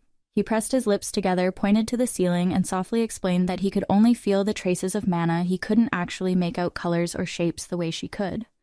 She leaned back, looking at her dad with wide eyes, equal parts shocked and quietly proud that she was the only one who'd ever pulled this off. In that instant, green magic light sparkled around the two of them, like proof of what he'd just said. Cloudy hovered next to her, craning its head up at Bless while she murmured to herself, wondering if that meant she was the weirdest person alive. Her dad reached up and gently grabbed Bless's chin, his tone going dead serious as he told her she had to keep her ability to see magic under wraps, since it was exactly the kind of power that attracts sketchy folks. Blessé nodded, her eyes blazing with determination and respect for his warning. He went on, explaining that this gift only drew in the worst kinds of people, and she just gave him a small, confident smile, letting him know she totally got it. The vibe between them was warm. Blessé glanced up at her dad, looking for more advice, like a kid seeking tips from their hero. Then Blessé spun around, face bright, and told him she'd heard that the king wanted to throw a birthday party for her, asking if it was actually true. He stayed silent at the table for a moment, his shadow falling over her like a promise of more secrets to come. Finally, he nodded, confirming it was true, though his eyes flickered with sadness when he saw her. He let out a long sigh, pulled her into a gentle hug, and admitted that it seemed the king was just straight up curious about her. Blessy squeezed his hand tight, eyes wide in disbelief at the news. A quick flash of memory hit her, her dad standing before the emperor in a super formal meeting, head bowed low as he apologized, saying he couldn't say no when the emperor mentioned celebrating Bless's birthday. Her dad sighed again, adding that officially, the king wanted to throw this party as a reward for everything she'd done for the empire. Bless frowned, silently thinking, officially? As confusion washed over her face. Cloudy fluttered around her shoulder, and Bless, sounding worried, asked her dad if it was even okay to meet a royal family that supposedly had dragon blood and if they might freak out when they found out she could see magic. Her dad turned serious, pulling Blessé into a tight hug and telling her that everything would be okay as long as she kept her power a secret. He went on, explaining that nobody else could sense that ability, and most folks didn't even believe anyone could actually see magic. Blessy looked up at him, feeling a wave of relief wash over her. She tucked herself behind his chest, thinking to herself how comforting it was to hear that after her awkward run-in with Eldian, she'd been convinced something bad was going to happen. Her dad glanced down at her with deep worry in his eyes, his chest rising and falling like he was fighting the urge to say more. Blessé straightened up and said she had to go, promising to stay quiet, which left her dad looking both sad and torn. She furrowed her brow and bit her lip, determined to keep her manners in check and play it like a game of hide-and-seek in the palace so no one would realize she was watching magic. Gripping his hand, she met his gaze with confidence and assured him she wouldn't give him anything to worry about. He looked at her with affection, then stared out the window into the night and smiled, finally telling her he trusted her. He tapped his fingers lightly on the papers in front of him, his expression thoughtful as he thought about her eyes that could see magic. He frowned, anxious that the royal family, especially the king, might uncover this secret, even though he knew it'd be impossible to hide Bless's gift forever. Then he went quiet, murmuring that having a talented daughter could also be a real headache. Bless's mind immediately flashed back to how she had quietly told her dad during her very first lesson that she wanted to keep this whole thing on the down low. Her dad shuffled over to her side, looked down at her, and in a tone so firm it felt like a dare, asked if she wanted even Helena to be left in the dark. Bless gave him a worried look and wondered if Helena would be hurt if they kept the secret from her. Her dad just shook his head and reassured her gently that nobody would feel let down. Clenching the edge of her seat, Bless's eyes lit up with determination. She vowed to herself that she'd get stronger so she could protect both her dad and Helena. Meanwhile, her dad stood by the window, the soft room light casting a warm glow on him, and he felt a swell of pride watching his daughter push herself. He glanced up at the night sky, curious why she was driving herself so hard, almost like she was afraid, and quietly thought that he wished she'd lean on him more instead of trying to handle everything alone. Blessy stood in the middle of the dressing room, rocking a pastel pink dress topped off with a giant bow, and the attendant couldn't help but gush that she looked totally adorable. He encouraged her to slowly turn around so she could check out how it looked from behind.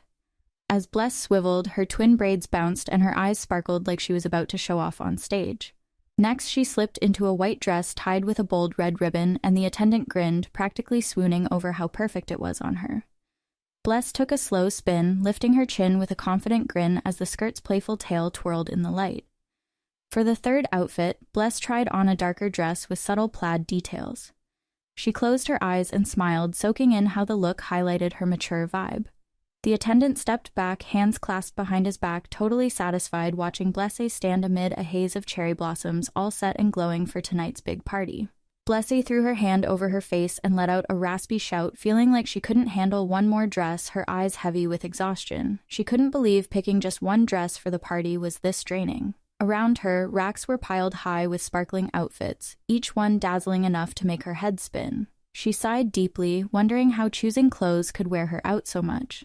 From above, Lante leaned over and asked if she was totally wiped out. Blessy plopped down on the sofa, her brain screaming, what does tired even mean right now? But she didn't complain, she just wanted to crash and sleep. She looked up at the room around her, reminding herself that no matter how she felt, this was the king's order. She shut her eyes and pictured the party scene, reminding herself that her royal family was throwing her this birthday bash, meaning she was literally hosting a party for herself. The attendant stepped forward, lifting her gown's skirt and smiling softly, asking if today was enough and gently suggesting they wrap up the fitting. The room fell silent as a voiceover reminded everyone that there were only a few days left until the royal banquet. Suddenly, Blessy shot up, her eyes shining with excitement. She nodded eagerly, she was totally ready for her big day. Standing in front of the mirror, she fussed over every fold of her gown and adjusted her jewelry, feeling like she was gearing up to be the VIP guest of the royal family. She glanced out the window, imagining herself meeting the princes at the upcoming party. The morning sun glinted off the rooftops of the little village houses beyond, almost like a nudge for her to get herself together mentally. Dropping onto a nearby chair, Bless leaned forward and quietly wondered about Prince Eldian's personality. She remembered thinking she'd never see him again, but now all she could do was brace herself for whatever might happen. Lady looked up from her embroidery, her gentle eyes meeting Blessy's as she asked why the girl suddenly wanted to know about Prince Eldian. Bless beamed in response, explaining that her birthday celebration at the palace was right around the corner and she didn't want to be caught off guard if she ran into him. Holding her stitching hoop, Lady admitted that not many people actually knew much about Prince Eldian. All she'd heard was that he was shy and had a sweet, gentle demeanor. Bless listened, nodding thoughtfully as she gripped the edge of her book. Lady leaned back in her chair and said that even from those rumors, it was obvious Eldian must be super smart. Bless's eyes went wide and she puckered her lips in surprise. She'd never heard anyone call Eldian smart before. Lady tilted her head and gestured toward the space around them, explaining that only 2 candidates remained for the crown prince spot, Prince Risol and Prince Eldian. Blesse frowned, her brow furrowed as she tried to wrap her head around why only those 2 were mentioned. Lottie gave a slight half-smile and emphasized that, even amid those ruthless battles, Eldian had never lost his calm, peaceful nature. Blesse stayed silent, her eyes wide and a look of surprise mixed with admiration crossing her face at the thought of his resilience. Finally, Bless lifted her head, clutching her book tighter as her eyes lit up when Lady said that simply knowing all this was enough to learn a lot about Prince Eldian. Sunlight streaming in through the window brushed her neck, and she couldn't shake the feeling that Eldian was deliberately holding back who he really was. Bless's mind immediately went to that image of darkness swallowing the palace, and she realized, so he was playing it low-key just to make everyone drop their guard. In her head, she saw Prince Eldian standing alone in front of the castle, his silver hair whipping in the wind, and that half-smirk on his face. It hit her that he was totally fine with people underestimating him on purpose. Lady leaned forward and tapped the table, looking serious as she told Bless that, yeah, everyone's thrilled the king is paying attention to her, but they're also freaking out about keeping her safe. Bless frowned, lifting her eyes to Lady and wondering if everyone was scared something bad might go down for her. Without another word, Lady pulled her into a tight hug and sighed, explaining that their magic and influence only work inside Lavian's walls, so once she steps into the palace proper, they can't jump in to protect her anymore. As Bless wandered down the corridor, she replayed Lady's warning. Her friends would drop everything to shield her at a moment's notice, but as soon as she's inside the palace, that safety net disappears. Her thoughts drifted to all those familiar faces cheering her on, grinning ear to ear at the idea of looking after her. She couldn't help but smile at how much they cared. Lady wrapped her arms around Bless again, gently patting her back and saying that Bless is smarter than anyone and is totally going to handle whatever's coming her way. Blesse nodded, her heart swelling with gratitude for that unwavering support. Lady bent down beside Bless and reassured her that the prince and Helena would be right there with her at the upcoming party, giving her a warm, encouraging look so she wouldn't have to stress out alone. Bless lifted her head, her eyes lighting up at the thought of having family around to lean on, and for a moment she felt a rush of relief that everything would work out. She smiled and gave a gentle nod, letting Laddie know she was on board and ready for whatever the party had in store. With her hands clasped tightly together, Bless gazed quietly at Lottie, each mention of family making her heart flutter with that spark of happiness she always felt when she heard the word. As Lady lifted her up, Blesse turned her face toward a sliver of sunlight streaking through the room and spotted a cluster of multicolored yarn balls glowing under the late afternoon light. Just one glance was enough to make her heart lighten. Her eyes settled on a pale lavender skein, and she couldn't help but smile, that shade, instantly reminding her of the bow Eldian had given her. His name floated into her thoughts, stirring a gentle ache in her chest. Then, memories flashed of Eldian being chased by the prince's assassins under the streetlights. She thought to herself that he probably didn't get what family really meant yet. In her mind, she compared him to how she'd been in her past life, mulling over the fact that he was showing that independent streak way too early. The image of someone standing all alone in the cold courtyard of the royal palace brought back Bless's own past loneliness. She wondered if that was why Eldian never showed any of the innocent kid vibes most 7-year-olds had. Under the moonlight, his eyes were icy, totally missing that playful sparkle you'd expect from a kid his age. Even though she knew she should keep her distance, Bless couldn't stop worrying about him. She muttered to herself that ever since Helena and her dad became a happy family, unlike in the novel, maybe Eldian could change too. Then she caught herself wondering why she was so concerned about him in the first place. Giving herself a mental pep talk, she reminded herself of her main goal. She'd make sure her family stayed happy no matter what. Hugging Ladyette close, Bless asked if she thought they could pull it off. Ladyette smiled softly, her eyes warm, basically telling Bless she totally could. Outside the Lavian mansion, sunlight filtered through the leaves and tiny flower buds drifted down into the courtyard. Some people were whispering that it was wild the royal family was throwing a birthday party for a noble girl who hadn't even been officially introduced yet. Prince Rissel was hiding behind the curtains, frowning in annoyance, convinced everyone would just see one thing: Lavian was getting a serious glow-up. On stage, Blesse stood under the spotlight while the guests murmured behind her back. She told herself everyone was probably thinking she was some contender for the throne. Nervously, she stepped off the stage and headed down the hallway, her heart pounding because she knew her dad had just given her a big assignment. Meanwhile, Eldian clenched the armrests of his chair so tight it left his knuckles white. He thought his dad had humiliated him on purpose after finding out that Helios refused to invite him to the party. In his head, he blamed his father's hesitation to pick a successor, even though Eldian was the first prince with dragon powers and felt like he had no other choice. Eldian leaned over the table and picked up the small vial of blue poison from House Ed, his jaw set as he planned to slip it into tomorrow's tea to change both his and his father's fate. He strode closer to the table, stared directly at Duke Ed, and called him Heinrich. The Duke just smiled and told him he shouldn't be calling him that anymore. Eldian, voice low and sharp, demanded to know how much longer he had to wait. After all, Ed's poison wouldn't even scratch a dragon who couldn't use his powers. He curled his lip and muttered that maybe his strength was still imperfect because it had been ripped from his sister. Duke Ed placed a hand on the windowsill and reminded Prince Eldian to be patient, warning that rushing would just raise suspicions. Eldian frowned and turned away, thinking that if this dragged on much longer, he'd never be able to eliminate the barrier standing in his way. The Duke offered a half-smile and cautioned him that the Emperor was watching the Lavian estate very closely right now, so it would be wiser to wait until after the birthday party before making any big moves. Eldian narrowed his eyes and asked how he could be sure things would actually be different. Was waiting really the only thing Duke Ed knew to do? The Duke sighed, and Eldian guessed that maybe the Duke wasn't confident he could take down Prince Helios. Duke Ed stared back at Eldian, brow raised in surprise. Eldian thought to himself that the royal family wasn't just throwing a birthday party for Bless, they'd invited every Lavian child to attend. Rumor had it a prophecy was floating around, and he couldn't help but wonder if the royals were on the hunt for the child of prophecy. He felt that knot of worry in his chest as the day of the Powerful One's revival drew closer. Duke Ed couldn't help but think that the eldest prince was rushing way too much to get handed this responsibility. Pushing himself up from his chair, he decided it was time to step in personally, quietly reminding himself it had been a while since they'd last crossed paths.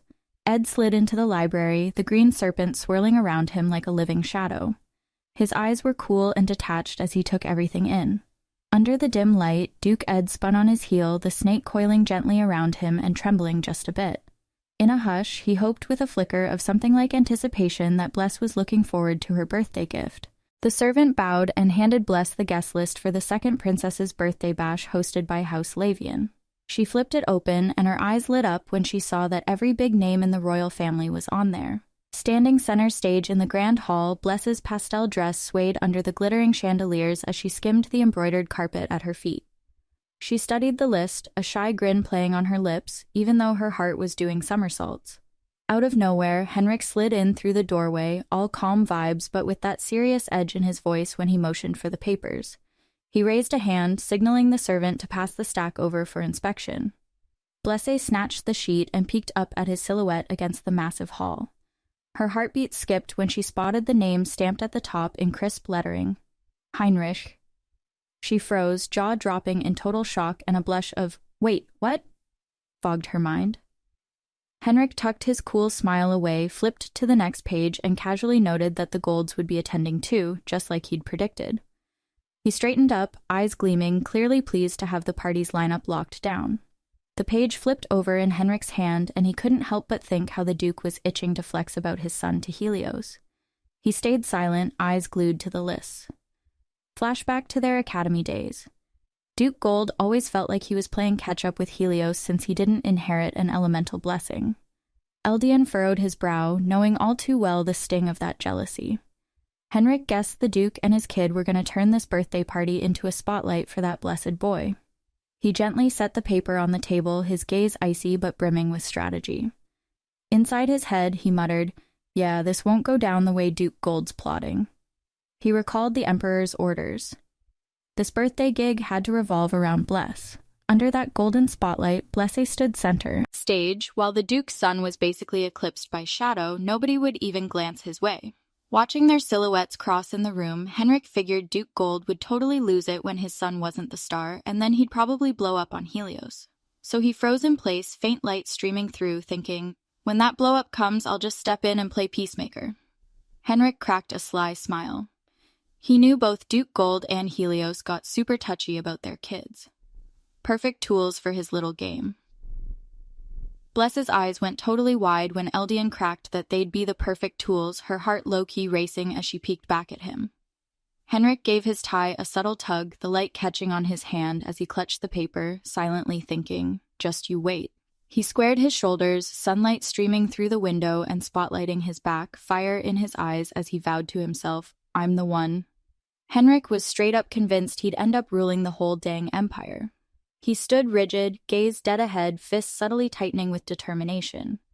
Out of nowhere, Blesse jolted upright, eyes bugging out at Henrik's intense stare. She shrank in, arms hugging her shoulders, that thought, what just happened? Was that a dream? Buzzing in her mind, she tilted her head, brow furrowed as she tried to get her bearings. She shut her eyes, telling herself it was too real to be just a dream. Taking a deep breath, she fought to clear those flickering images. Then suddenly, a fluffy pink cloud popped into view and asked in a chill voice, "Sleep tight, Bless?" She blinked up, cracked a small smile, and whispered thanks to the cloud for the wake-up. A glittering pink backdrop shimmered into view, the question, could this be in sign, floating across it. Bless reached out and gently smoothed the edge of her blanket, her eyes clouded in thought as she tried to decode the dream's hidden meaning. Cloudy the cloud drew its fluffy form into a perfectly round shape and closed its eyes as if mulling over whether Blessé really had some kind of supernatural power. At that, she bolted upright in bed and tilted her head to study the cloud's adorable expression. A bright smile spread across her face as she leaned forward, whispering to Cloudy to see if he was as worried as she was. The little cloud gave a slow, reassuring bob, like a silent, "I've got you" hug. Sitting up straight, clutching her blanket, Bless reminded herself that no matter how vivid it felt, a dream alone wasn't enough proof that it was a legit omen of things to come. Just then, Lady stepped into the room, surprised to see Bless already up so early, and greeted her with a warm, gentle smile. Blessé stared off into the empty space in front of her, and in that moment it clicked. Henrik must be plotting something for her birthday party. Her face hardened, eyes sharpening as she silently vowed to stay on high alert for whatever he had up his sleeve. With a loud thud, thud, thud, 3 servants burst in, grinning as they wished Bless a happy 8th birthday. Helena swept a hand through her hair, rubbing her temple at their excitement. "Can't you act more ladylike? How many times must you crash in here?" Meanwhile, another servant bounced over, all too eager to help Blessé pick out an outfit. She flashed them a grateful smile for the enthusiasm. The trio settled onto the sofa and asked if she wanted to head up to Helena's room to get ready. Blessé's eyes glittered like stars as she shot back, "Absolutely." One servant pointed out the sparkly hairpin atop Helena's head, raving how perfectly it matched her dress. Helena's cheeks flushed as she bent forward to thank Blessé. After all, the gift was literally made for that very gown. She smoothed the floral skirt at her hip, beaming at her friend's thoughtful surprise. Blessé spun around, grabbed a handful of her skirt, and flashed a bright grin as she lifted her chin to ask how she looked today. Her eyebrows shot up in eager anticipation. Helena turned to Bless with a warm, affectionate gaze and let out a soft laugh. "You look absolutely adorable in that pastel dress," she said, eyes sparkling. Blessé struck a playful pose, her confidence shining through. Helena smiled again, smoothing the front of her dress, and told Blessé she really was the cutest. Behind them, Helios watched both of them with gentle pride, thinking how stunning they looked. He stepped forward and, in a warm voice, asked, "Ready to head out now?" The 2 little girls practically tackled his legs, eyes wide as they squealed, "That's right! Dad of 2 princesses!" Helios couldn't help but grin at their pure joy. He glanced off into the distance and, in his deep, calm tone, reminded them they'd be meeting lots of nobles from every great house at today's royal party. Blessé looked up at the clear blue sky and in that moment decided that even if Henrik was scheming something, she wasn't worried anymore. She had her family right by her side. Helios tilted his gaze up at the sky and reminded them that, no matter what went down, they were still members of House Lavian. Bless and Helena snapped to attention, chiming in with a bright, "Yes, Your Majesty." Their smiles could have lit up the whole hall. Bless took a steadying breath and gave her sleeve a little tug. She was totally ready for her 8th birthday. The camera would have pulled back to show the entire glittering great hall where nobles clustered beneath an intricately carved ceiling while soft music floated through the air. A small cluster of aristocrats leaned in, whispering and pointing toward the young prince, convinced that today the crown prince himself was running the show. A slender duchess turned to her companion and low-key asked if the rumors about House Lavian were actually true. Her friend blinked in confusion. Rumors? What rumors? Meanwhile, the 3rd prince drifted into view, half hidden in shadow with his shoulders slouched. Word was he'd gone off the radar and dipped out of the palace for a while. A cluster of nobles tilted their heads back, eyeballing the ornate ceiling carvings as they whispered about some rumored bloodshed in the palace, and wondered if Prince Eldian was really MIA. A hushed shh floated through the air when another aristocrat reminded everyone that no divine champion hadn't yet been appointed by the emperor. Maybe that's why Eldian hadn't made an appearance. Suddenly, a royal announcement chimed through the hall. "The Duke of Lavian with young ladies Helena and Bless has arrived." The massive doors creaked open, and a beam of morning sun lit up the aisle as the trio stepped inside, their silhouettes framed against the bright doorway.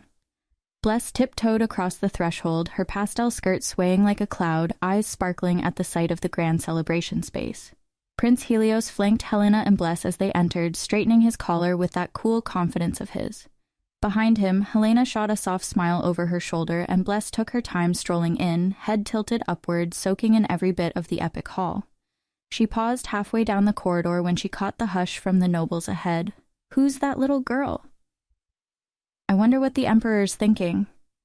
A flicker of curiosity and a dash of unease crossed her face as she tugged at her dress, deciding right then she'd better keep her guard up.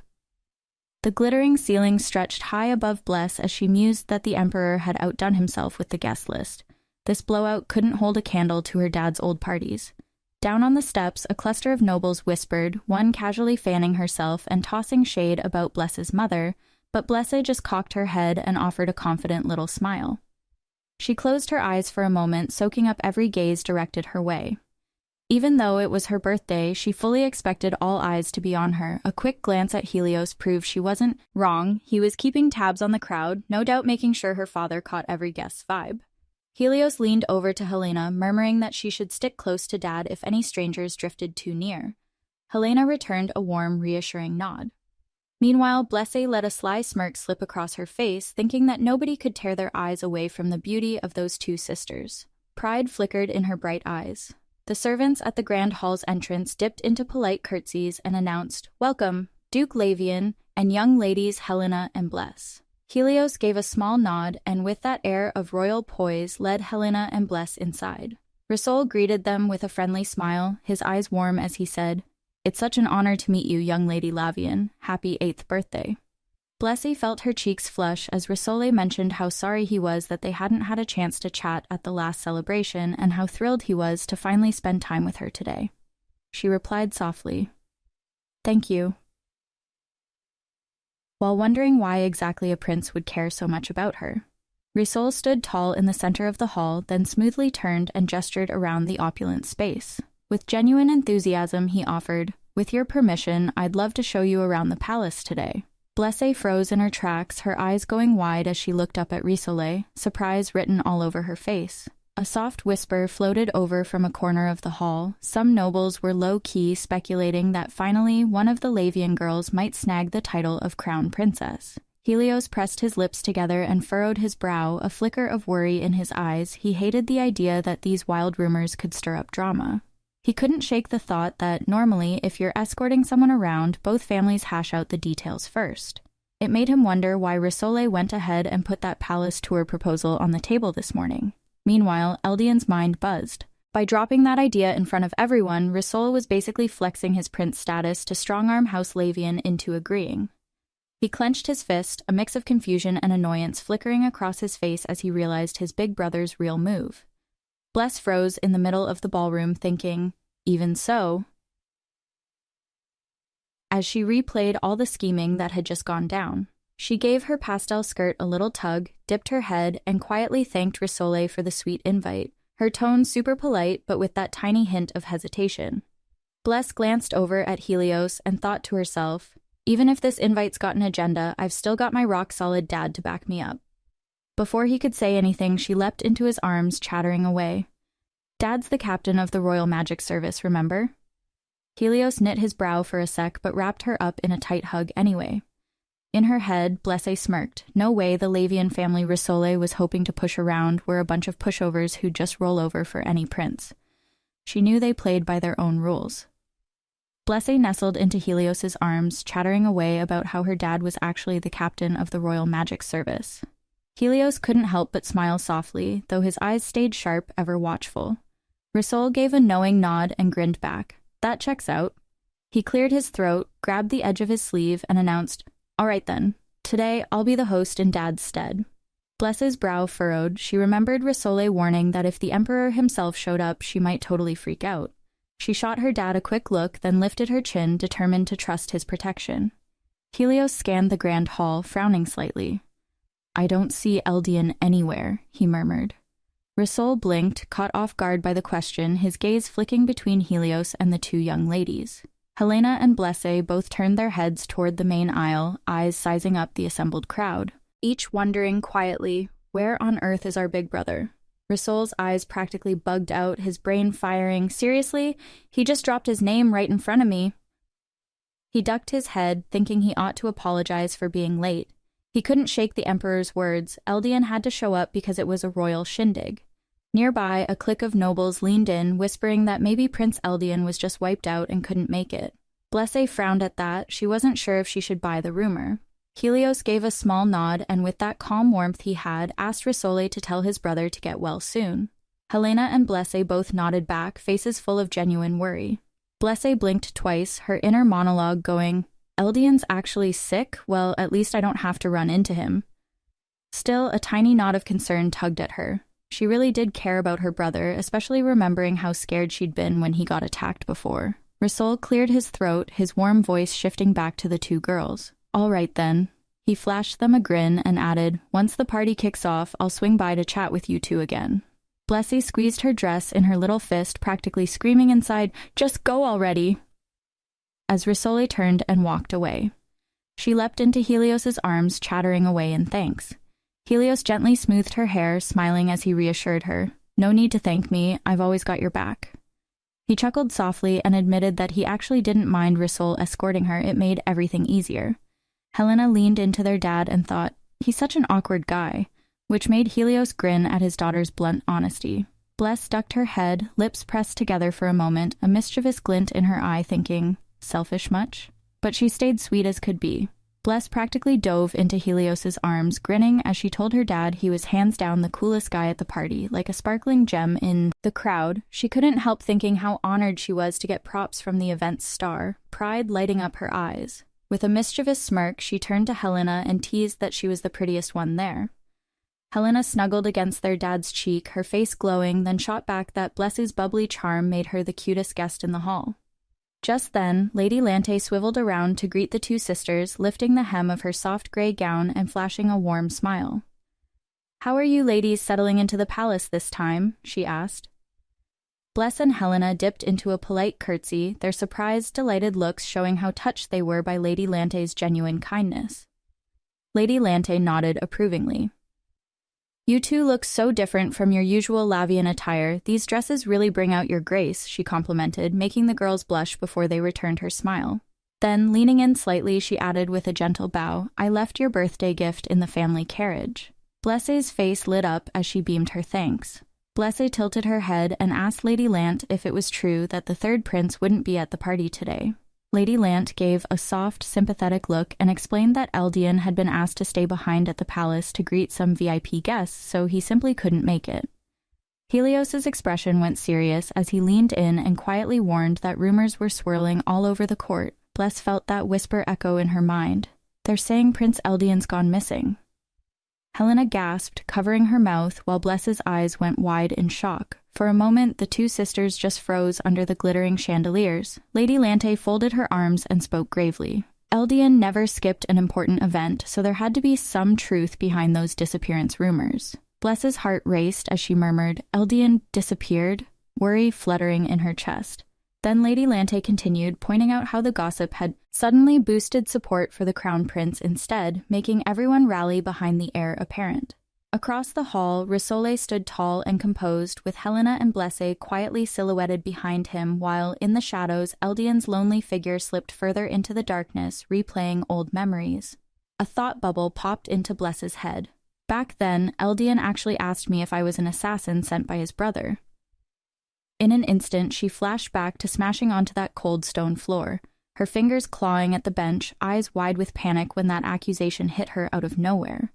Eldian's hand hovered by his sword hilt, his gaze ice cold as he silently vowed that today's disappearance had everything to do with the fight for the throne. Lady Lant gave a gentle nod and reminded Bless that nothing was set in stone until the beacon of light made its appearance. Bless furrowed her brow and thought, "So Eldian can't be gone for good," folding her arms and tucking her chin as she mulled it over.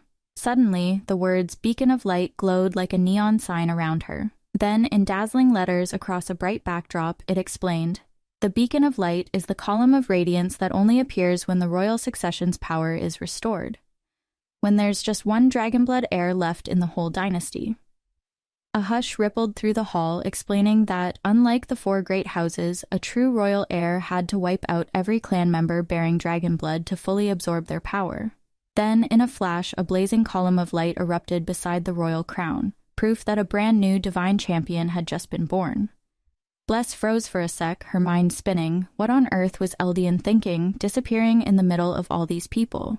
Lady Lant offered a graceful nod and softly apologized for bringing him up, gently reminding Bless that today was her birthday and asking her to let the awkward moment go.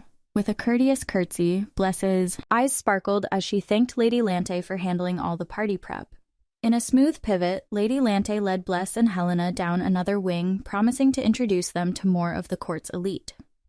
At the same time, a warm voice boomed over the hall's speakers, thanking everyone for coming to celebrate Miss Blesse's big day. Under the crystal chandeliers, the entire hall shimmered like a fairy tale, every surface catching the light in 1,000 dazzling reflections. A caption shimmered across the Grand Palace backdrop, hyping that this celebration was hosted by the Crown as a nod to Duke Helios von Lavian's work as captain of the Royal Magic Service. Helios furrowed his brow, hand pressed to his chest, looking a bit flustered when Risole's speech rolled over the crowd. Risole flashed a sly grin and let everyone know this party wasn't like the usual ones. Blesse was still way too young for all that formal stuff. So once the gift ceremony wrapped, folks could just chill, mingle, and really let the birthday girl enjoy her day instead of sweating every bow and greeting. He gave a playful wink, half surprised his dad had put him in charge of hosting.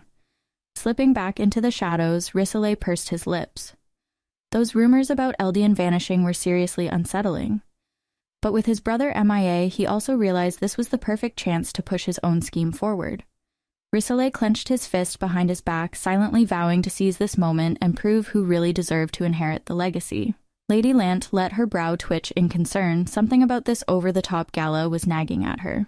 With a flourish of his arm and a confident grin, Risole rang in the start of the gift presentation. Blesse spotted a dozen or so robed attendants gliding through the hall and wondered why priests had been invited to her party. She leaned in to read a small placard and realized the display was full of rare desert fruits from the Eastern Sand Kingdom. Definitely a one-of-a-kind choice. Proud of her pick, Bless beamed, thinking she'd nailed the most unique birthday gift ever. The presenter bowed, unveiling a gleaming amethyst called the Fairy's Tear, handcrafted by the legendary artisan Glaze. When it was time to take her seat, Bless perched on the ornate throne and looked back at a mountain of gifts stacked so high they nearly brushed the ceiling. Under the twinkle of crystal chandeliers, every sparkle felt like it was written just for her. The maid flashed a sly smile and said she'd heard Bless loved all things sparkly, so she'd brought out this dazzling chunk of red coral. A nearby nobleman leaned in, whispering to his attendant that legend claimed this gift was blessed by the desert gods. Blesse shot a worried glance at her dad. If this kept up, he was going to blow a gasket. Sure enough, Helios was shifting in place, his face darkening at anyone daring to distract his little girl. Just then, Prince Risole swaggered up on stage to grab the final present. Bless exhaled, thinking, finally, this has got to be the last one.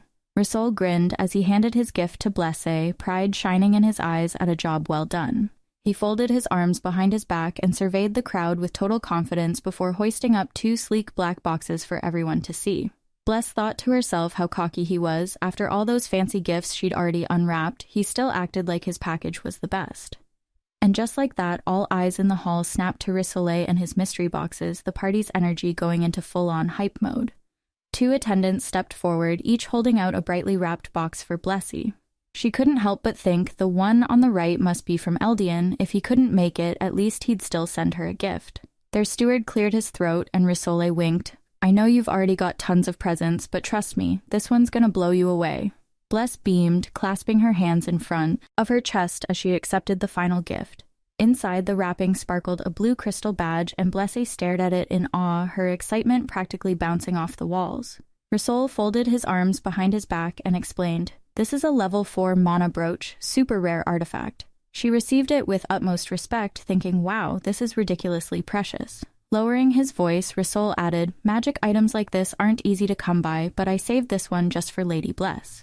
Then he shrugged casually. As a prince, I can't exactly give you anything basic, but don't feel weird about it. Bless bit her lip as the last gift landed in her hands, feeling the moment was kind of awkward. Inside, she was thinking, only Viella, the one merchant who deals in enchanted relics, could source something that permanently magical. So Risole must have bought this brooch from him. She watched as a solemn attendant bowed and presented a short sword forged from pure mana ore. He probably doesn't realize Viella's been secretly trading with House Lavian all this time, she mused. Her eyes flicked around. Most of the top-tier nobles already knew about Lavian's dealings with Viella. Only Risole seemed totally clueless. Risole flashed a confident grin and said, "Just snagged this unique dagger carved straight out of mana ore." It was his turn to show off. Helena quietly lifted the brooch out of its box, eyed it for a second, then tucked it back in. She didn't say anything, but Blessé caught the worry in her gaze. Risole had no clue that brooch was warded with a 6th-tier protective charm. Leaned back on his heels, Risole beamed like a peacock, head held high. Blessé thought, information's the real power in noble politics, and this guy's got zero clue. Blessé squinted, thinking there was no way the future crown prince could be so clueless. No wonder he'd lost to Eldian. She glanced over at her father's stern silhouette behind the throne and guessed the emperor didn't even see Risole as a real contender. Even though she felt a bit sorry for his naivete, Bless kept her smile bright so the party mood wouldn't tank. She dipped her head in thanks. "Thank you for the gift, Your Highness," she said sweetly. Risole beamed back, genuinely happy she loved his thoughtful present. Just then, one of his aides leaned forward and said, "Now it's time to introduce Miss Bless to the noble families." He handed her a gilded box, adding, "This one's from the 3rd prince." Bless opened it gently and gasped when she saw a deep blue pendant tied with a purple ribbon, its gemstone glowing like a sliver of twilight. Bless squinted at the pendant, realizing it looked more like a fashion piece than a straight-up heirloom. She thought back to that clip she'd seen on the dagger. It was the exact same shape. Feeling that surge of magic humming off it, she figured this thing had to be enchanted with some seriously potent spell. Way stronger than the charm on Risole's gift, no contest. She furrowed her brow. Why wrap it in purple ribbon, though? Was there some secret message in that color choice? In her head, she wondered if the prince was subtly bragging that he'd known she was Bless von Lavian all along. After all, they'd never met in public, so how did he even know who she was? Just then, the etiquette aide cleared his throat and softly said, "Lady Bless," pulling her out of her thoughts. The etiquette aide gave a small smile and explained that the jewel was enchanted with a 6th-tier protective charm, perfect for pinning onto a short sword. Then he asked, "Do you like it, Lady Bless?" Bless flashed a bright nod. "I love it. I'll think it over after the party. Please thank the prince for me." Somewhere in the crowd, someone sighed, "Oh, wow," as a dark figure slipped into view behind them. The 3rd prince finally strode into the hall, bowing his head. "Sorry for being late. His Majesty had me held up." Bless and Risole exchanged stunned glances at the surprise arrival. The new prince offered a warm smile. "Happy birthday, Blessé. It's an honor to meet you." Heinrich von Ed stepped forward, inclining his head in a formal greeting.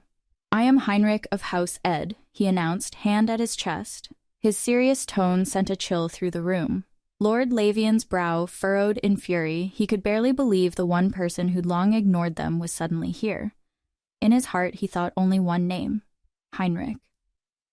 Prince Risole frowned, thinking to himself, "Why is Heinrich showing up late?" Blessa tilted her head, puzzled. She'd assumed everyone would respect the Emperor's invite. From where she stood, the Ed secretary remained frozen, silent as a statue, which only cranked up the tension. She forced a polite smile and dipped into a curtsy for Heinrich, murmuring her thanks to the Duke for coming to her birthday party. In her head, she thought, I never expected to actually see that prince again.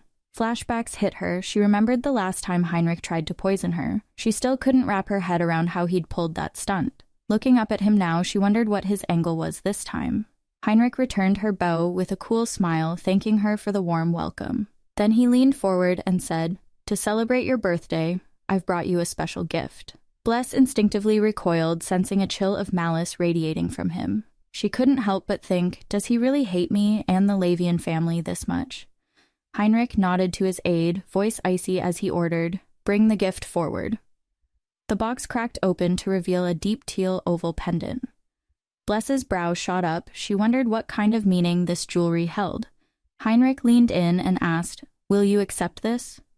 Blesse plastered on a bright smile and said yes, all while thinking, why is he going to all this trouble? Seeing her tremble a bit, Duke Lavian stepped closer and gently reassured her, "It's okay, sweetheart," then added quietly, "Don't let this cause any tension between our families." Blesse nodded, determined to handle things smoothly so her father wouldn't worry. She sat still, telling herself the pendant looked harmless enough and that Heinrich probably wouldn't pull anything shady in such a public setting. But then the air shifted.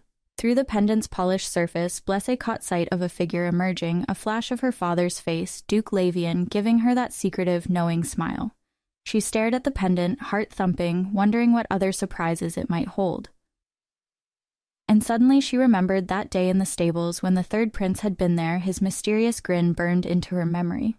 Blessy turned her back to the crowd, her mind racing as she linked that flash of memory to the odd gift in her hand. She'd just caught the prince's parting words that this pendant could conjure up the wearer's parents' image, meant for anyone who'd never seen their folks' faces. No sooner had the explanation sunk in than Duke Lavian literally jolted, storming forward to grab Heinrich by the collar with eyes full of fury. He hissed insults about Heinrich mocking his daughter, each breath heavy with rage, until the panicked royal guards dove in to pull him back and plead for him to chill out. Still gripping Heinrich's cloak, the Duke's voice rumbled that they were standing on the Emperor's very stage. This was no place for theatrics. Even as he grudgingly let loose, his glare stayed locked on Heinrich, not one finger's breadth relaxed. Heinrich just cracked a sly smile, eased out of the Duke's grip, and taunted back. He claimed Lavian was nothing but an overprotective dad who'd let his own lover die in the stables. He spat out the old accusation, eyes glittering viciously as he reminded Helios of that dark day when Seisha was killed because he was too insecure to win the Ed dukedom.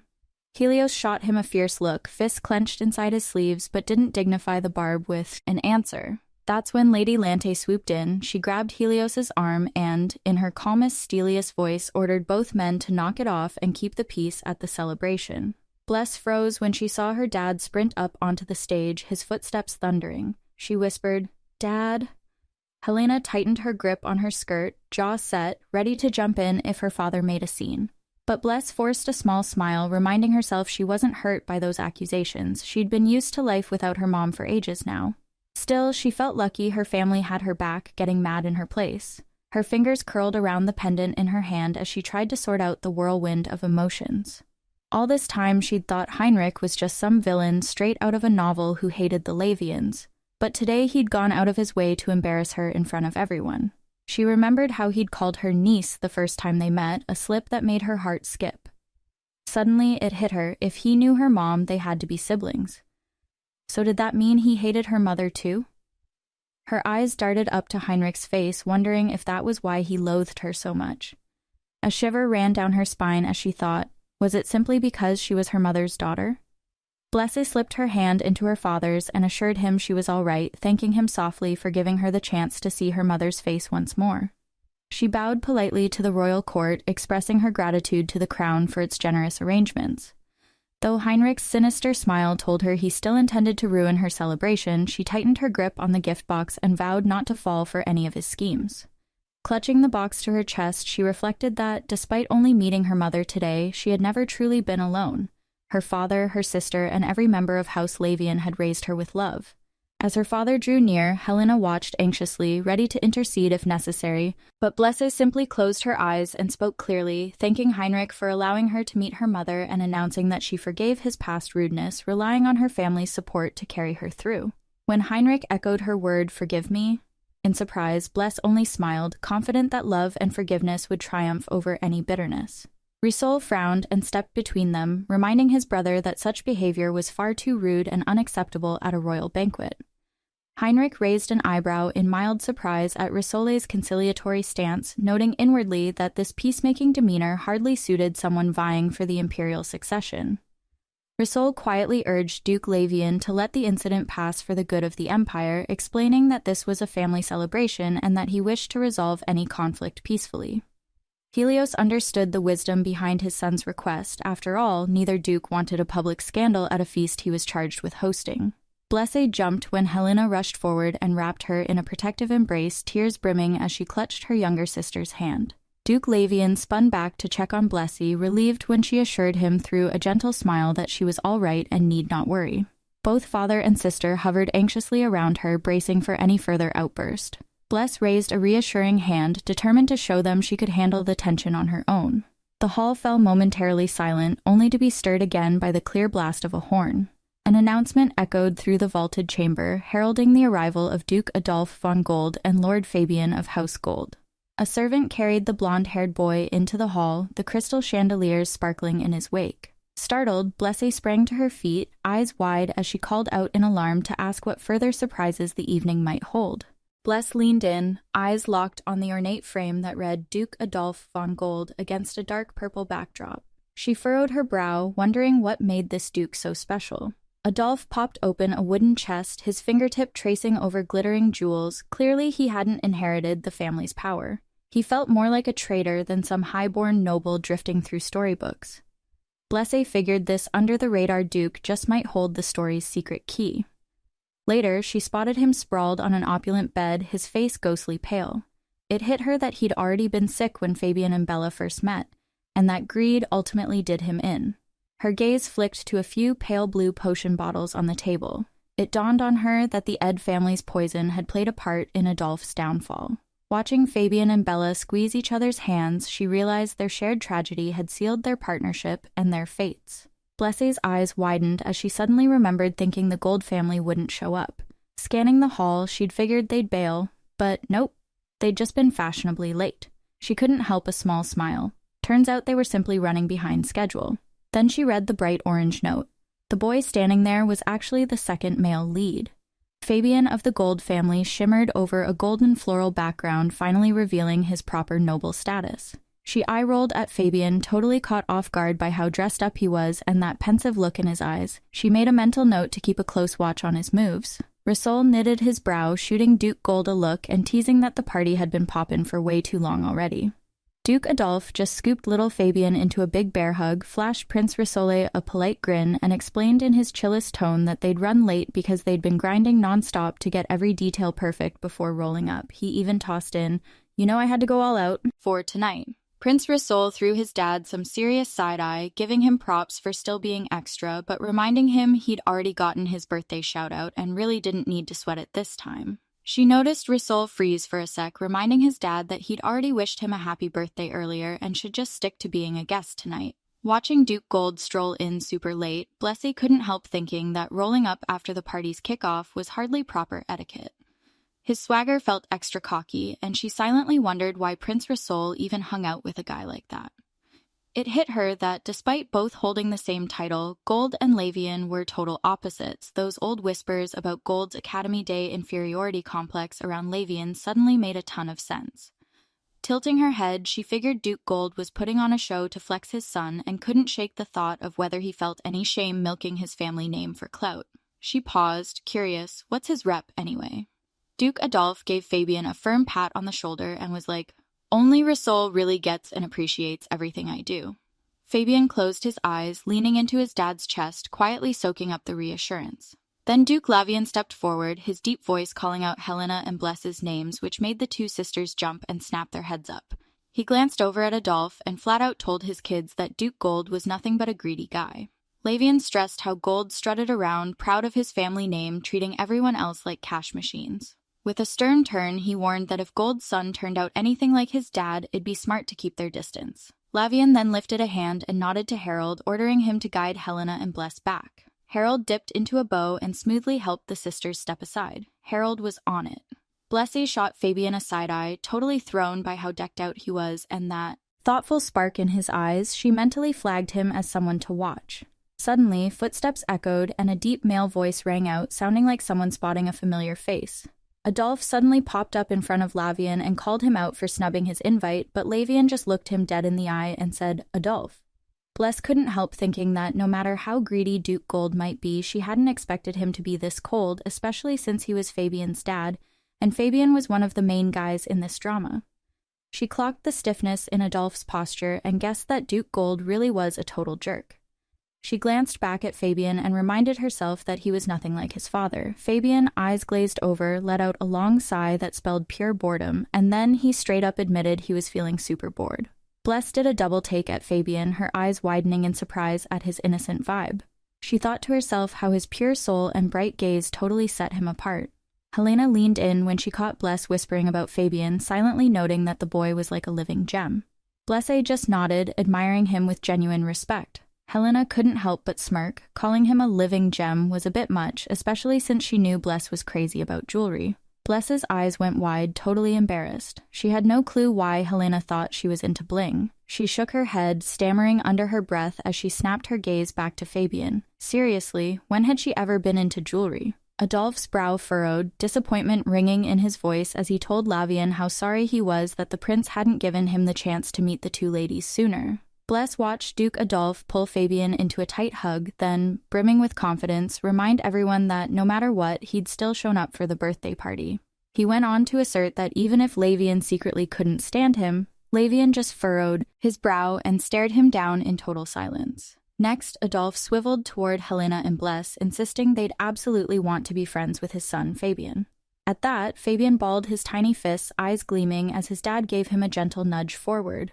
Adolphe was quietly convinced his boy was destined to be the guest of honor. Bless couldn't help rolling her eyes at the whole gold father-son show. With one last tap on Fabian's shoulder, Adolphe guided him closer to the two sisters, practically telegraphing a "go say hi." Fabian froze, shooting his dad a suspicious look. Finally, Lavian broke his silence, deadpanning that they were about to take a break, leaving the room buzzing with awkward tension. Duke Adolphe's face twisted, his voice rising as he reminded everyone that his son had traveled all the way here just for the birthday party. He made it clear how hurt he was that Duke Lavian seemed to brush off their heartfelt effort. With eyes flashing and cheeks drained of color, Adolphe barked about his son's devotion, struggling to keep his voice steady as he stressed how much it meant to them. Lavian froze mid-step, turning to regard Adolphe with a cool, unreadable gaze. Watching him, Blesse finally understood why her father despised Duke Gold. He was nothing but arrogance and rudeness. Just then, a young lady hurried forward and softly addressed "Your Grace," politely asking him to pause so she could calm the situation. Meanwhile, Fabian averted his face and leaned to one side, surveying the grand hall with wide-eyed curiosity. Blesse quietly stepped among the blooming roses, her eyes fixed on him with genuine concern. Fabian broke into a warm smile, his eyes shining like he'd just been handed pure joy by meeting the two young ladies. A gentle murmur spread through the crowd as guests noticed his grin. Someone whispered that he really was the embodiment of the earth element, and suddenly the whole room seemed to glow. Helena and Bless stood rooted in place while everyone around them gushed over just how utterly adorable he was. Blesse stole a glance at Fabian, her heart doing a little flip. Did he just smile at her? Prince Lavian pivoted to check on his girls, asking if they were pooped, his eyes all soft on Blesse and Helena. She thought about having to schmooze everyone, flitting around with that total fake smile glued on, and she remembered she'd already sliced the cake. Her mind drifted to all the weird presents and that random uninvited guest, and she let out a sigh. This party was straight up exhausting. Honestly, today had sucked the life out of her. Lavian then spun back around, voice gentle, saying he'd hoped the girls could get some downtime. He scanned the noisy crowd of kids, and Lady Lante jumped in, pointing out there were still a ton of little birthday guests hanging around, so the sisters weren't going anywhere just yet. Blesse watched two clusters of kids squeezing together, giggling and having a blast. Lady Lant leaned in and reminded her to take a breather and just hang out with her peers, a little warm-up for that big social debut on the horizon. Mentally, Bless geared up, snagging as many brownie points as she could to boost House Lavian's street cred. She shot her father a genuine grin, letting him know she was totally chill and he didn't need to stress. Helena gave a soft nod, reassuring Duke Lavian that both sisters were A-OK. He returned their smiles with warmth, promising that if anything came up, all they had to do was call, and he'd be there in a flash.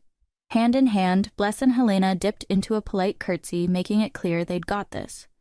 All around them, the other kids leaned in, their curious eyes practically shouting that the two sisters were the hottest ticket in the room. Blesse blinked, her forehead dotted with sweat, because she was totally caught off guard by all those kids staring at her. She clasped her hands to her chest and dipped her head in a sweet nod to the crew, instantly grabbing everyone's attention. Smoothing her dress one more time and bowing again, she made it clear she was Lady Bless of House Lavian, her voice crisp and full of youthful warmth. Helena then stepped up beside her, arms folded casually at her chest, giving a slight bow before letting everyone know she was Helena. Bless's big sister, also repping House Lavian. Bless's grin lit up the room as she pressed her hands together over her heart, thanking the whole squad for coming to her birthday party. The kids went wide-eyed, jaws dropping at the young lady's unexpected friendliness. A few shy ones edged forward, offering awkward little curtsies and stumbling over their names, while Bless and Helena just smiled and listened. Then someone's foot slid across the stone floor, and Bless's mind raced. Was this some special gig thrown by the Emperor himself? Either way, she couldn't shake how weird it felt to share the room with people who clearly didn't belong. Blesse tilted her head up, her eyes fixed on the newcomer, heart racing as she wondered if the woman was really talking about them. A mocking whisper drifted over, something like, "What's that kid blabbering about?" And Bless flinched at the sneer in the air. Behind the whisper, two ladies exchanged amused smiles, and the one with purple hair swaggered forward, her voice dripping with sarcasm as she pointed out that, apparently, Bless had overheard every word. Up close, Bless caught the wicked glint in the purple-haired woman's eyes as she taunted that she was only speaking the truth. With a perfectly arched eyebrow, the woman let her finger jab in Bless and Helena's direction, scolding them for not personally thanking Duke Gold. After all, his family had apparently showered the two sisters with tons of gifts. Then, with a haughty toss of her head, she turned toward Fabian and sneered, asking him whether it wasn't true, Your Grace. Fabian stumbled back a step, worry flickering across his face at the sound of his name, and Blessé saw him freeze, totally unsure how to respond. Helena strode right up to the purple-haired matron and, her tone razor-sharp, reminded her that today was her sister's birthday, demanding to know what she was even doing crashing the party. The purple-haired lady just curled a smirk on her lips and shot back, asking if Helena was just playing big sister to her half-sister. With a slow flick of her hand, she coldly declared that the Lavian sisters were not only powerless but also pathetic, and that sooner or later some distant relative would swoop in and take over the Lavian family's throne. Helena froze, stunned by the insult, while Bless, standing right behind her, went completely silent at the barb. Clenching her teeth, Blessé thought to herself that she'd been testing the woman's limits, only to discover that she'd crossed every line. Then she realized that this purple-haired girl was actually the eldest daughter of Uncle Belvern, and her eyes went ice-cold once she pieced that together. Tilting her head, Bless reminded herself that the Belverns and the Golds had been in-laws for ages, so this girl was probably feeling all high and mighty, betting Fabian would back her up. She balled her hand into a fist, knowing that Fabian was still too young to speak up. Blessé shot a hard look over at the Belvern girl, thinking, who does she even think she is, speaking for someone else? Her eyes were blazing with determination. There was no way she'd let her family's honor slip away. Fabian cracked a crooked grin, his voice dropping so low it was almost a whisper, but the chill in it made it clear he'd caught wind of the rumor that Bless was the illegitimate child. He arched an eyebrow and raised his hand like he was plucking that savage burn straight out of the air. Bless froze, her eyes going wide as saucers the instant she registered just how merciless and cold that remark was. Fabian prodded the air with his index finger, flashing a shit-eating grin as he casually dropped that he'd heard Bless was the Lavian family's secret kid. His eyes lit up, clearly loving the show it was putting on. Bless froze, her eyes widening, and she took a half step back, her heart pounding at that public reveal. She bit her lip and clenched her fist at her side, trying to keep it together. Then Fabian tilted his head, launching into a taunting spiel. He'd been wondering who she really was ever since Elaine hyped her up as this special prodigy.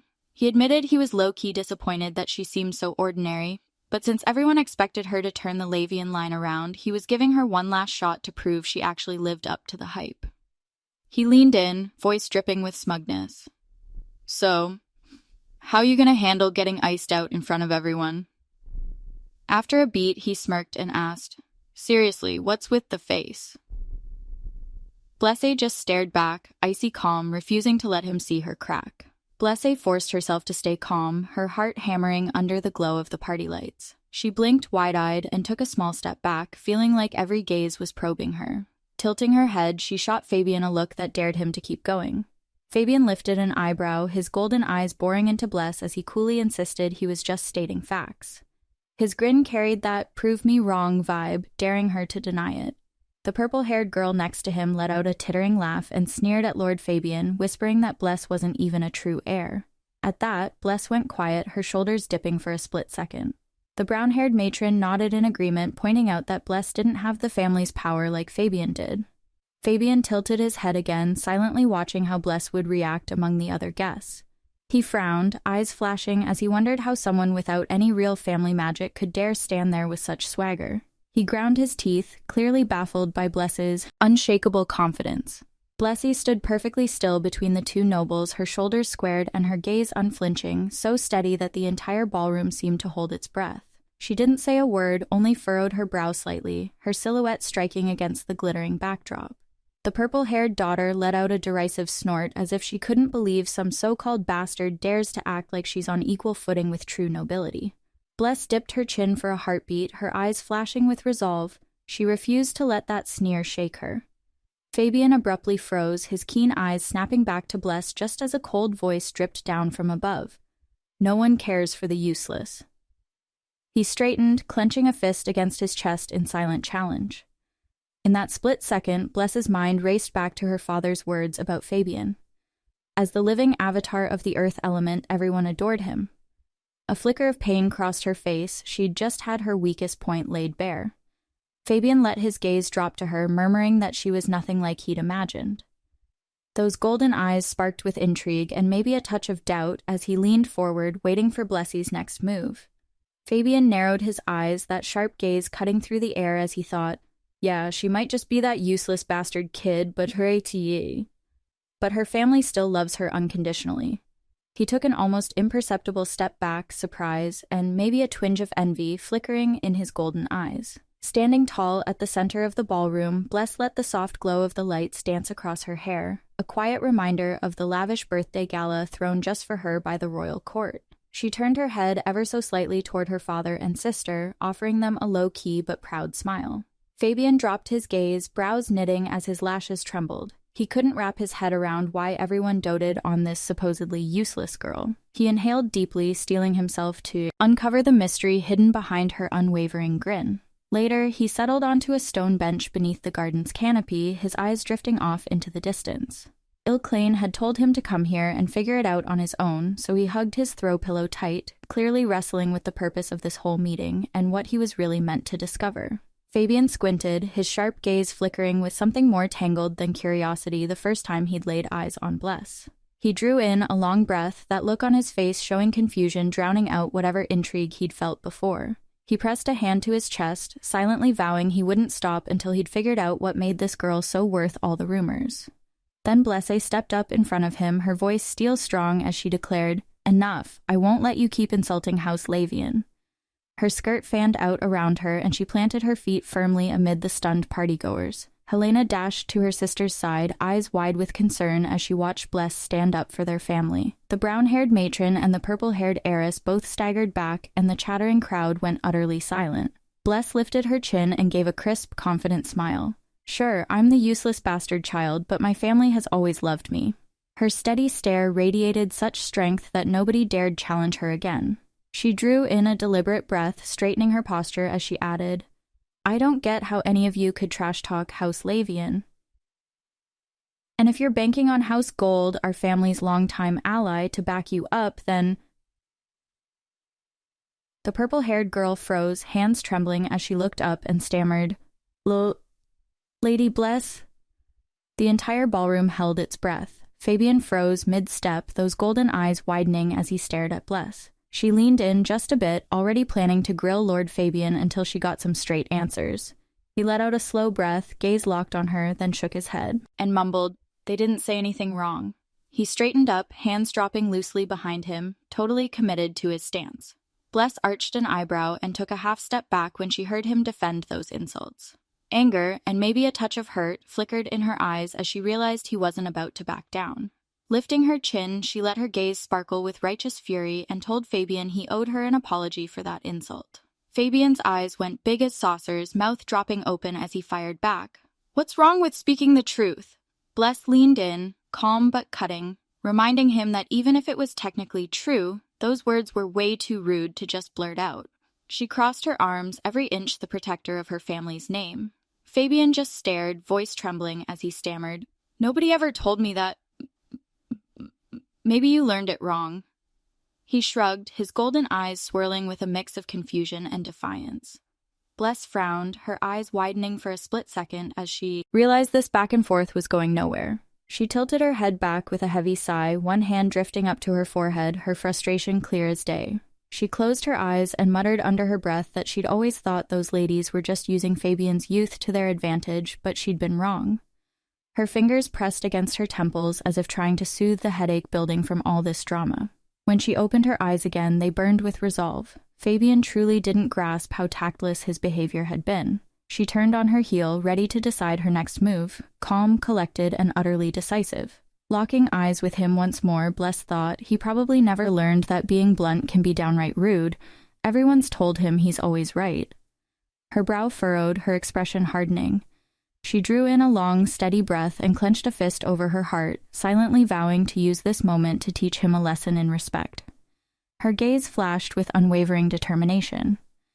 Blessy scanned the glittering ballroom, mentally plotting a lesson harsh enough to make Fabian think twice before insulting anyone again. She stepped closer, ready to put her plan into action. Pointing a steady finger at him, she said coolly, "Everyone isn't staying quiet because you're always right. They're just turning a blind eye to your screw-ups." Fabian's eyes went wide, his jaw practically dropping at that call-out. She didn't skip a beat. "They're only pretending to overlook your mistakes. They sure as hell don't agree with you." She squared her shoulders, unwavering, letting him know she was prepared to keep him on the hot seat. The purple-haired heiress and the brown-tressed matron stood frozen, their shoulders trembling as they realized Bless was exposing every one of Fabian's slip-ups for the whole crowd to see. Nobody dared interrupt. The entire hall fell silent under her words' weight. Bless glanced at the two ladies, her tone icy as she laid it out. They'd only been silent to milk Lord Fabian's status for their own gain. Her finger flicked toward them, no mercy in her gaze. Then she pivoted back to Fabian, voice steady. "I've got zero intention of letting that rudeness slide, and don't think for a second we're friends now." With a subtle toss of her skirt, she turned away, signaling the end of their little chat. Fabian actually froze, his golden eyes going wide as he registered Blessé's flat no to friendship. He pressed a hand to his chest, heartbeat racing under those blazing ballroom lights. He took a tiny step back, brow furrowed in confusion and maybe a pinch of hurt, when he finally piped up, wondering why on earth Bless didn't want to be his friend. His mouth hung open, that mix of surprise and slight sadness written all over his face. Without breaking her composure, Bless pivoted on her heel. Her gaze hardened, making it crystal clear she had zero interest in spending time with someone who couldn't show basic respect. Her shoulders dropped, the resolve in her stance screaming that she was putting up a firm boundary. Lowering her voice so only he could hear, she thought that, honestly, nobody wants to hang out with someone who doesn't get how to treat others right. Her eyes locked onto Fabian, silently telling him, "If you want respect, you've got to earn it by giving it first." Bless tilted her head, a flicker of worry crossing her eyes. Was this really going to get through to Fabian, a boy who'd been spoiled his whole life? She let out a slow sigh and brushed a hand across her forehead, a quiet void settling in her chest. Fabian choked back a sob, tears streaming down his young cheeks. He pressed a trembling hand to his chest, lashes damp as he felt more hurt than ever before. Blessé froze, eyes widening as guilt pinched at her heart. Had she been too harsh on a kid who'd never even heard words like that? She bit her lip, bracing herself to soften her approach. She frowned at him, thinking he probably hadn't realized how rude he'd been. After all, he'd always had people protecting him and praising him from day one, because it reminded me he's still just a kid.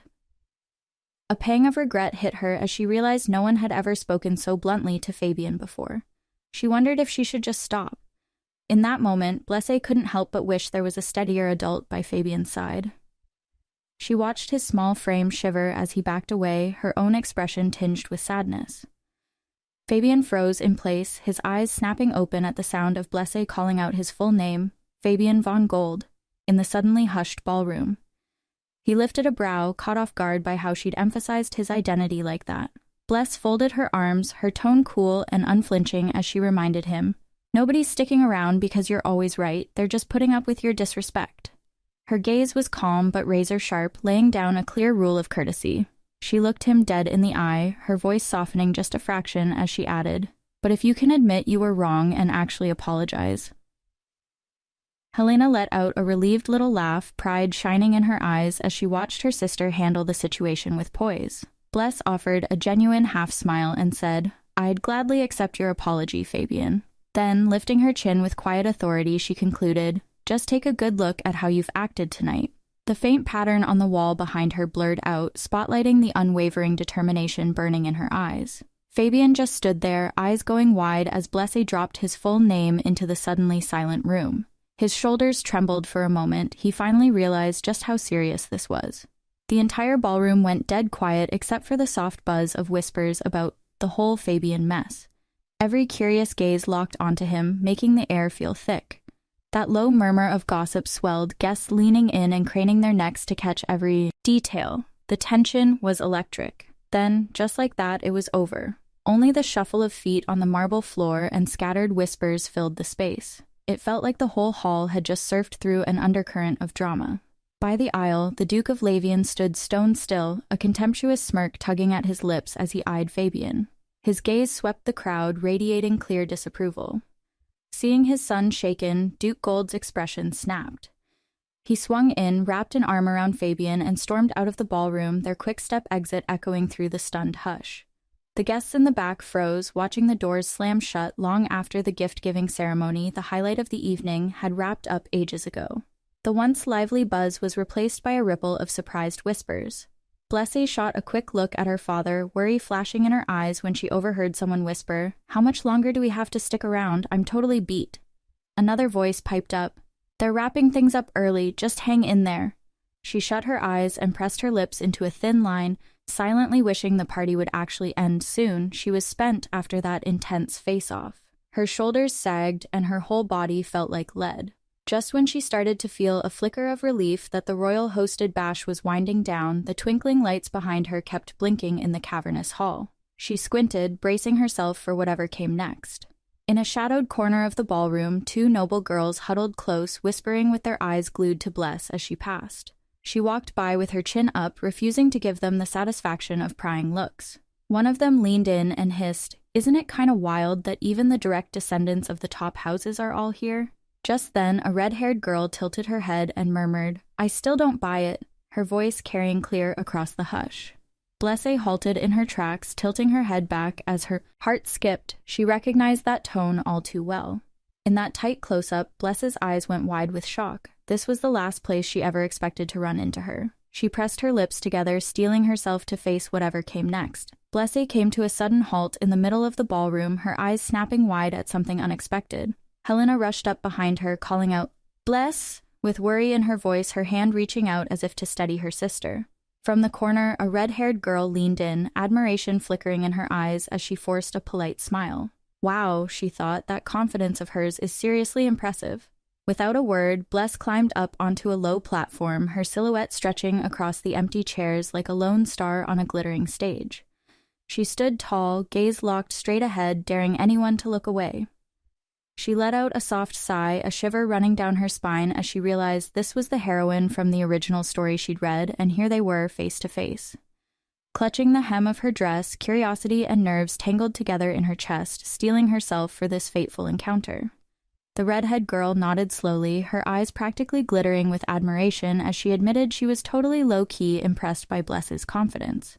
All that mattered in that moment was Bella, the one person she couldn't wait to get closer to. She took another step in, determined to remember this special girl's name. Bella cracked a small, shaky smile and let out a soft, I'm Bella." She kept her arms crossed, eyes sparkling with a mix of quiet confidence and nerves. Then she straightened up and said a bit more clearly, "Bella von Ravi." Her dress swished with each step like an official announcement of who she was. Blessé cocked her head to the side, surprise and excitement lighting up her features when she realized they shared the exact same name. She smiled, thinking, Bella von Ravi, just like in the original story, and reached out her hand, ready to welcome this unexpected friend. In that moment, Bless couldn't believe she was face to face with the novel's heroine at her own birthday party. Blessé let out a gentle laugh, still holding Bella's hands as she introduced herself properly. "I'm Bless von Lavian, though I'm guessing you already knew that." She shrugged with casual confidence. "We're about the same age, right? No need for formalities, just call me Bless." She turned slightly, palm open in a friendly invitation to drop all pretenses. Bella's cheeks flushed pink as she hesitated, lips quivering. Are you sure it's okay?" She tentatively reached out, worried she might be coming on too strong. When Bella nodded, her shoulders relaxed and she smiled, eyes lighting up with relief. She pressed her palms together in front of her chest and beamed. "Then I'm really happy to meet you, Bless." In that moment, the grand hall felt cozy again, warmed by Bella's genuine charm and the spark of something special blossoming between them. Bless waved toward the snack table, inviting Bella to join her father and Helena. Her eyes lit up at the thought of a long chat ahead. Bella gave a small nod and whispered, "Of course." Her shoulders relaxed and a genuine smile softened her features. As they started walking, Bless felt a sudden pang of guilt. Stealing the spotlight from Bella wasn't something she ever imagined. Protecting her family name had always come first. She inhaled deeply, determined to steady her nerves. Facing Bella, Blessé noticed the redhead's earnest, slightly shy gaze. Her cheeks warmed. Even though she still felt a little flustered, she reminded herself to be sincere with this new friend. They reached the table, and Bella settled into a chair, hugging a small pastry in her hands. Blessé caught herself thinking, I'm only being so friendly for my own reasons, but forced the thought away, determined to keep things genuine. Blessé sank into her seat opposite Bella, her gaze softening in the glittering room as she reminded herself that, no matter what, she genuinely wanted to be friends with her. Bella studied Bless with a curious tilt of her head, her brows knitting together before she asked, in a voice barely above a whisper, what was on Bless's mind. Bless brushed it off, claiming she wasn't thinking about anything in particular, then flipped the question back, who had Bella come with tonight? Bella admitted she'd arrived with her father and that her whole family was low-key shocked to get an invite from the crown. Her grip on the skirt of her dress tightened, a mix of pride and nerves flickering across her face. She confessed, eyes wide, that the royal invite had gone out to all Lavian relatives, but they never imagined they'd actually make the cut. Blessé smiled and murmured that she understood, though inside her brain went, wait, literally every Lavian got invited? She let the thought hang in the air, already plotting her next move in this royal Game of Thrones. Or, high society networking. Bless lifted her head, thinking it wasn't a big deal, but she spotted way too many familiar faces. She guessed this had to be her shot at meeting Bella, the one person she never dreamed she'd actually run into. I mean, was this some kind of birthday bash for a grandchild or what? Bella admitted she'd been, totally freaked out about today since she's not really the go out and mingle type. Then her face lit up, eyes sparkling, as she let on how genuinely stoked she was that Bless had broken the ice first. Bless gave a little pout, her eyes glistening pink at the corners, clearly wondering if Bella's reaction was exactly what she'd hoped for. Bella beamed, her eyes glittering as she asked Blessé, next time we hang out, can I treat you like a friend? Blessé tilted her head up, her mouth stammering out a shy, oh, as she shot a flustered, surprised look Bella's way. Inside, Blessé felt her cheeks heat up. She thought to herself that Bella was totally the heroine, way too kind and friendly, to the point that Blessé couldn't even hold her gaze without feeling a little guilty. Then Blessé returned Bella's smile with a gentle warmth and said that when they met again it would officially be their debut together. She gave a confident tilt of her head, though her tone carried a hopeful edge. In the quiet that followed, Bless's heart skipped a beat as she muttered under her breath, "Our debut, huh?" She gripped her fork, pulse racing at the weight those words suddenly carried. Later, Bella stood before a mirror, her reflection behind her looking elegant and approachable.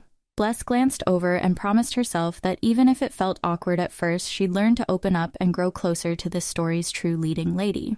The courtyard was drenched in cherry blossoms, their petals drifting like pink snow. Fabian and another noble stood on the sunlit steps, backs turned toward Blessum and Bella. In her head, Blessy thought, this only happens once the original story kicks off. Up close, the two men remained motionless against the swirl of petals.